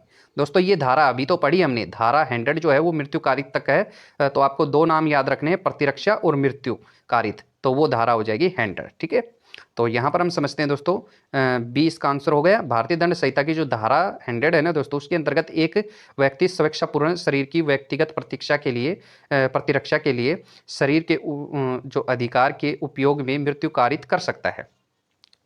इसके आसपास की धाराएं और समझते हैं दोस्तों। धारा 97 है दोस्तों, वो हमने पढ़ ली कि शरीर और संपत्ति के प्राइवेट प्रतिरक्षा का अधिकार है। 99 में क्या दोस्तों, कोई भी कार्य या जिसके विरुद्ध प्राइवेट प्रतिरक्षा का कोई अधिकार नहीं है, तो 99 के विरुद्ध कोई भी अधिकार नहीं है दोस्तों। ठीक है, प्राइवेट प्रतिरक्षा का। ठीक है, ये ध्यान रखें। 103 में क्या है दोस्तों, सिर्फ संपत्ति की जो है वो प्राइवेट प्रतिरक्षा का अधिकार विस्तार मृत्यु कारित तक होता है से संबंधित है। ठीक है, आगे चलते हैं दोस्तों। अगला जो है हम 81 नंबर क्वेश्चन को हम करने वाले हैं दोस्तों अभी। तो 81 नंबर क्वेश्चन है दोस्तों हमारा ये है, किस मामले में शरीर की प्राइवेट प्रतिरक्षा को अधिकार का विस्तार मृत्यु कारित करने तक नहीं होता? तो दोस्तों यहाँ पर जो है वो हमने पढ़ा था, यहाँ पर देखो हमने 7 प्रकार की मृत्यु कारित पढ़ी थी, जिसमें ये बलात्संग से आशय से हमला करना, अपहरण के लिए प्रकृति विरुद्ध काम तृष्णा की दृष्टि से हमला किया गया। तो दोस्तों ये इसका ऑप्शन नंबर ए जो है वो हो जाएगा, इसका आंसर है। स्त्री की सम्मति के बिना गर्भपात करने का प्रयत्न, दोस्तों ये तो है ही नहीं इसके अंदर। ठीक है, तो ए इसका आंसर हो जाएगा, तो ये आप ध्यान रखिए दोस्तों। हमने अभी अभी 7 चीज़ें पढ़ी थी ना, उनमें से ही बता रहे हैं इस क्वेश्चन को। ठीक है, तो यहाँ पर हम समझते हैं क्वेश्चन नंबर जो है दोस्तों ए जो है, स्त्री की सम्मति के बिना गर्भपात करने के प्रयत्न के मामले में शरीर की प्राइवेट प्रतिरक्षा के अधिकार का विस्तार मृत्यु कारित तक नहीं होता दोस्तों। ठीक है, ये ध्यान रखना दोस्तों। आगे समझते हैं हम, अगला जो क्वेश्चन है हमारा 82 नंबर क्वेश्चन है, आत्मरक्षा के अधिकार का विस्तार निम्न में से मृत्यु कारित करने तक नहीं होता। तो दोस्तों ये हम समझते हैं कि आत्मरक्षा के जो अधिकार का जो विस्तार है ना दोस्तों, निम्न में से मृत्यु कारित करने तक नहीं होता। तो दोस्तों ये जो है सदोष जो है, सदोष अवरोध जो है ये हो जाएगा दोस्तों। ठीक है, क्योंकि इससे पहले जो है 3 वो तो हमने 7 में पढ़े थे ना, वो 7 हमने पढ़े थे मृत्यु कारित तक के, वो तो हैं, लेकिन इसने नहीं पूछा है, तो दोस्तों ये नहीं वाला ये हो जाएगा। ठीक है, आगे चलते हैं, आगे हम समझते हैं दोस्तों यहाँ पर समझते हैं दोस्तों। ठीक है, जो हम समझते हैं कि क्वेश्चंस जो हमारा ये है 83 नंबर क्वेश्चंस है, निम्न प्रावधानों में से किस में व्यक्तिगत शारीरिक प्रतिरक्षा का विस्तार मृत्यु को छोड़कर अन्य कोई भी हानि करने तक होता है? तो दोस्तों ये हो जाएगा धारा नंबर 101 के अंदर। ठीक है, मृत्यु को छोड़कर अन्य कोई भी हानि हो सकती है, तो वो व्यक्ति के शरीर की प्रतिरक्षा के अंदर, तो दोस्तों वो 101 धारा के अंदर है। ठीक है, अब इसके बारे में डिटेल से समझते हैं कि क्या चीज़ें हैं दोस्तों। ये है कि भारतीय दंड संहिता की जो धारा 101 है ना दोस्तों, उसके अंतर्गत व्यक्तिगत शारीरिक प्रतिरक्षा का विस्तार मृत्यु को छोड़कर अन्य कोई भी हानि करने तक होता है। और 101 जो धारा है उसके अनुसार दोस्तों ऐसे अधिकार का विस्तार मृत्यु से भिन्न कोई भी अपहानिकारित करने तक होता है। धारा नंबर 99 में समझ लेते हैं दोस्तों। हमने बार बार पढ़ा है धारा नंबर 99। और दोस्तों अब इसको हम समझते हैं, कार्य हो या जिसके विरुद्ध प्राइवेट प्रतिरक्षा का कोई अधिकार नहीं है, वो 99 में आता है दोस्तों। ठीक है, 100 नंबर धारा अभी हमने पढ़ी थी दोस्तों, जो मृत्युकारिक तक पहुंचाए शरीर की प्रतिरक्षा के अधिकार। ठीक है, और धारा नंबर 103 भी हमने पढ़ चुके हैं, ये भी काफ़ी बार पढ़ लिया हमने, संपत्ति की जो प्राइवेट प्रतिरक्षा का जो अधिकार विस्तार मृत्युकारिक तक। तो दोस्तों ये हमें ध्यान रखना है। 100 में तो क्या है, शरीर। ठीक है, शरीर की प्राइवेट प्रतिरक्षा का अधिकार मृत्युकारिक तक। और 103 में क्या है, संपत्ति का प्रतिरक्षा का अधिकार मृत्युकारिक तक पहुंचाए। ठीक है, ये आप ध्यान रखें। आगे चलते हैं दोस्तों, आगे है 84 नंबर जो क्वेश्चन है, आत्मरक्षा के संबंध में सही उत्तर दीजिए। तो दोस्तों आत्मरक्षा के संबंध में सही उत्तर क्या है? सही उत्तर है दोस्तों, यह अधिकार किसी के विरुद्ध हो सकता है। कहने का मतलब, अगर आत्मरक्षा अगर आप खुद की कर रहे हो तो दोस्तों कोई भी व्यक्ति हो चाहे फिर सामने, तो ये किसी के भी विरुद्ध हो सकता है। और दोस्तों इसके बारे में समझते हैं। आत्मरक्षा का जो अधिकार है किसी के विरुद्ध हो सकता है। आत्मरक्षा के अधिकार के अंतर्गत शरीर और संपत्ति का अधिकार आता है दोस्तों। ठीक है, ये ध्यान रखना। और ये 97 नंबर जो धारा है उसके अनुसार है दोस्तों, हमने पढ़ा था 97 नंबर धारा। ठीक है, आगे चलते हैं। आगे है दोस्तों 85 नंबर क्वेश्चन, निम्न में से कौन जो है कथन सही है? तो दोस्तों कौन सा कथन सही है? यहाँ पर कथन नंबर जो सी है दोस्तों, यह अधिकार उम्र एवं जो है क्षमता का विचार किए बिना सभी को उपलब्ध है। ठीक है, यह जो अधिकार है दोस्तों, ये अधिकार उम्र और क्षमता का विचार किए बिना ही सभी को मिला हुआ है। तो ये कौन सा अधिकार है दोस्तों? ये जो अधिकार है प्राइवेट प्रतिरक्षा का अधिकार है, चाहे किसी भी उम्र का हो, कोई भी हो। ठीक है दोस्तों, यहाँ पर हम बार बार पढ़ रहे हैं दोस्तों, जो भारतीय दंड संहिता 1860 है उसकी धारा 97 है दोस्तों, उसमें हमें ये अधिकार मिलता है प्राइवेट प्रतिरक्षा का। और वो किसी भी उम्र का हो, चाहे कोई भी क्षमता हो उसके अंदर। और बशर्ते जो धारा है दोस्तों 99 है, उसमें निर्बंधों के अधीन रहते हुए है। ठीक है, ये आप ध्यान रखें। आगे चलते हैं, अगला जो क्वेश्चन है दोस्तों उसको समझते हैं। ठीक है, जो क्वेश्चन है हमारे पास में क्वेश्चन है 86 नंबर क्वेश्चन, सत्य कथन चुनिए। यहाँ पर भी हमें सत्य कथन चुनना है दोस्तों। तो उपरोक्त सभी जो है यहाँ पर सत्य हैं। क्या क्या है दोस्तों? निर्वारक सिद्धांत में अपराधी को ऐसा कर उसके द्वारा अपराध की पुनरावृत्ति को रोका जाता है। ठीक है, और बी है दोस्तों, निर्वारक सिद्धांत के अनुसार अपराधी पर सजा अधिरोपित किया जाना इसलिए आवश्यक है ताकि वह पुनः अपराध कारित करने में स्थिति में न रहे। तो इस प्रकार से सजा दी जाती है दोस्तों, ताकि वो दोबारा से अपराध न करें। दोस्तों आगे है निर्वारक सिद्धांत में, ठीक है, अपराधी को पुनः अपराध कारित करने में असमर्थ बना दिया जाता है। ठीक है, ताकि वो दोबारा से अपराध न कर सके। ठीक है दोस्तों, ये सारी तीनों चीज़ें ही इसमें दे रखी हैं। ठीक है, जो हमने पढ़ी अभी। तो आगे चलते हैं दोस्तों, अगला जो क्वेश्चन है उसमें हमारे पास दे रखा है, निम्नलिखित में से कौन भयम प्रतिकारी सिद्धांत के संबंध में सत्य है? तो भयम प्रति जो भय या प्रतिकारी जो सिद्धांत है दोस्तों उसके बारे में समझते हैं।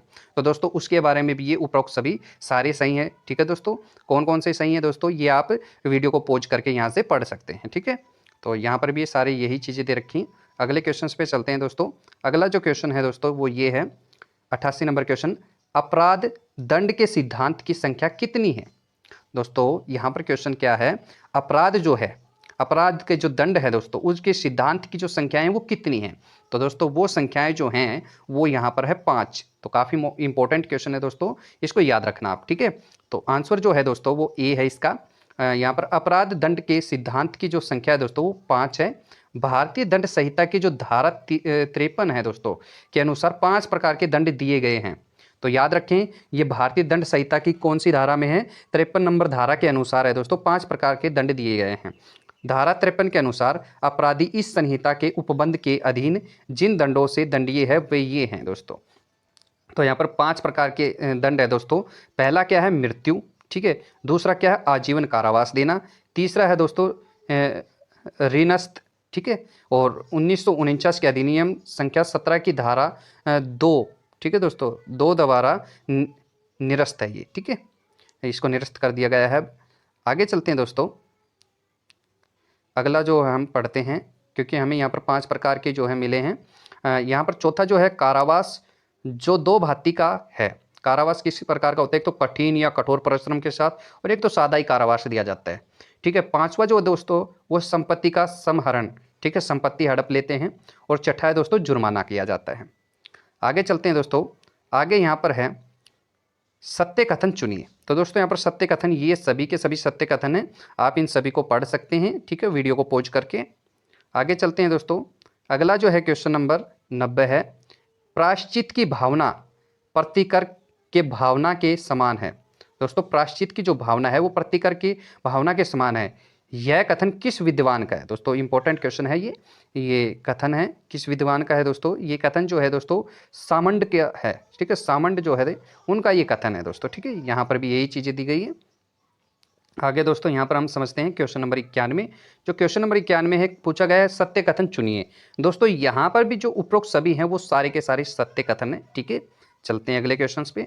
अगला जो क्वेश्चन है दोस्तों हमारा, अगला क्वेश्चन ये है 92 नंबर जो क्वेश्चन है दोस्तों, निम्नलिखित में से किस सिद्धांत में अपराधी को ज्ञान रहता है कि यदि वह विधि का उल्लंघन करेगा तो उसे दंडनीय किया जाएगा। तो दोस्तों उसे दंडनीय किया जाएगा अगर वह उल्लंघन करता है विधि का। तो वो किस सिद्धांत में है दोस्तों, वो सिद्धांत है भयम प्रतिकारी सिद्धांत। भयम प्रतिकारी जो सिद्धांत है दोस्तों वो ये सिद्धांत है, ठीक है। कुछ डिटेल से इसका वर्णन है दोस्तों, वो समझ लेते हैं। दोस्तों इसकी डिटेल को समझते हैं। डिटेल ये है, भयम प्रतिकारी जो सिद्धांत के अनुसार है दोस्तों, अपराधी को ज्ञात रहता है कि यदि वह विधि का उल्लंघन करेगा ना तो उसे दंडनीय किया जाएगा, ठीक है। तो यहाँ पर अगला क्वेश्चन जो है वो हम पढ़ लेते हैं।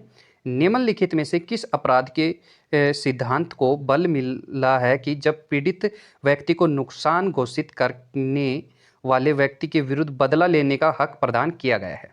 ठीक है दोस्तों, किसी व्यक्ति ने पीड़ित व्यक्ति का नुकसान किया है तो विरुद्ध जो है बदला लेने का हक जो है वो प्रदान किया गया है। तो दोस्तों वो है प्रतिकारी सिद्धांत, ठीक है। प्रतिकारी सिद्धांत के लिए ऐसा किया गया है। आगे चलते हैं दोस्तों। क्वेश्चन नंबर 94 है, वो क्या है दोस्तों, है प्रतिकर, ठीक है। प्रतिकर का अर्थ है मूल रूप से यह है कि दोष करने वाले किए गए दोष के कारण दंड पाते हैं। प्रतिकर का जो अर्थ है दोस्तों वो मूल रूप से यह है कि दोष करने वाले किए गए दोष के कारण दंड पाते हैं। यह कथन किसका है दोस्तों, यह कथन जो है दोस्तों ये भी सामंड का ही है। तो दोस्तों सामंड काफी इंपॉर्टेंट है, ठीक है। आगे चलते हैं। अगला जो क्वेश्चन है दोस्तों 95 नंबर जो क्वेश्चन है, निम्नलिखित में से कौन अपराध दंड का सिद्धांत है। तो दोस्तों अपराध दंड का जो सिद्धांत है दोस्तों, ये तीनों ही जो है अपराध दंड के सिद्धांत है, ठीक है। तो आप ध्यान रखें इस चीज़ को। अगला जो है दोस्तों 96 नंबर जो क्वेश्चन है हमारा, वो ये है, निम्नलिखित में से किस सिद्धांत का आदर्श वाक्य है आँख के लिए आँख और दांत के लिए दांत। निम्नलिखित में से किस सिद्धांत का जो ये वाक्य है दोस्तों, आँख के लिए आँख और दांत के लिए दांत, ठीक है। तो दोस्तों ये है प्रतिकारी सिद्धांत। दोस्तों यही तो सिद्धांत है जो अगर हमारी कोई हानि करता है तो ये हमें छूट देता है कि हम भी उसका बदला लें। तो दोस्तों इसीलिए कहा गया है आँख के बदले आँख और दांत के बदले दांत, ठीक है। अगला क्वेश्चन चलते हैं दोस्तों। अगला जो है यहाँ पर 97 नंबर जो क्वेश्चन है दोस्तों, ये है प्रायश्चित सिद्धांत निम्नलिखित में से किसका एक भाग है। प्रायश्चित जो है दोस्तों वो किसका एक भाग है। अगर प्रायश्चित है दोस्तों वो है प्रतिकारी सिद्धांत का एक भाग है, ठीक है, ये आप ध्यान रखें। अगला चलते हैं। जो 98 नंबर क्वेश्चन है दोस्तों वो हम समझते हैं 98 नंबर क्वेश्चन क्या है। तो 98 नंबर क्वेश्चन की बात करते हैं यहाँ पर। 98 नंबर क्वेश्चन है दोस्तों, निम्नलिखित में से किस सिद्धांत के अंतर्गत अपराधी के साथ अन्य व्यक्तियों के मस्तिष्क में भी भय की धारणा को महत्व दिया जाता है। दोस्तों निम्नलिखित में से किस सिद्धांत के अंतर्गत बात की जा रही है कि अन्य व्यक्तियों के मस्तिष्क में भी भय की जो धारणा को महत्व दिया जाता है। तो दोस्तों ये तो आपको पता ही है, ये भय होना चाहिए, ये भय प्रतिकारी जो सिद्धांत है उसके अंतर्गत है। ये हमें पता होता है कि ये विधि के विरुद्ध है या नहीं इस सिद्धांत के अनुसार, ठीक है दोस्तों। तो यहाँ पर आगे चलते हैं दोस्तों, इसके बारे में समझते हैं। ये तो हमने समझ ही लिया दोस्तों, ठीक है। तो आगे चलते हैं, अगले क्वेश्चन पे ही चलते हैं हम। अगला क्वेश्चन है दोस्तों यहाँ पर 99 नंबर क्वेश्चन है, निम्नलिखित में से किस सिद्धांत के अनुसार अपराधी पर सजा अधिरोपित किया जाना इसलिए आवश्यक है ताकि वह पुनः अपराध कारित करने की स्थिति में न रहे, ठीक है दोस्तों। तो ये है निवारक सिद्धांत। दोस्तों ये सिद्धांत जो है ना तीनों ही काफ़ी इंपॉर्टेंट है, ये आप याद रखें। जो निवारक सिद्धांत है दोस्तों, इसमें ऐसा किया जाता है ताकि वो दोबारा से अपराध न कर सके। दोस्तों इसके बारे में समझते हैं। निवारक जो सिद्धांत के अनुसार अपराधी पर सजा अधिरोपित किया जाना इसलिए आवश्यक है ताकि वो पुनः अपराध कारित करने में स्थित न हो। ठीक है, ताकि वो पुनः अपराध कर ही ना सके, ऐसा उसको बना दिया जाता है दोस्तों। ठीक है, क्वेश्चन नंबर दोस्तों यहाँ पर हमारा ये है 100 नंबर क्वेश्चन है, निम्नलिखित में से कौन सा सिद्धांत तुलनात्मक रूप से अपराधी को सुधारने पर जोर देता है। तो दोस्तों कौन सा ऐसा सिद्धांत है जो तुलनात्मक रूप से सुधारने पर अपराधी को ज़्यादा जोर देता है। तो दोस्तों ये तीसरा ही है, सुधारात्मक सिद्धांत, नाम से ही स्पष्ट होता है। तो दोस्तों सुधारात्मक जो सिद्धांत है तुलनात्मक रूप से अपराधी को सुधारने पर जोर देता है।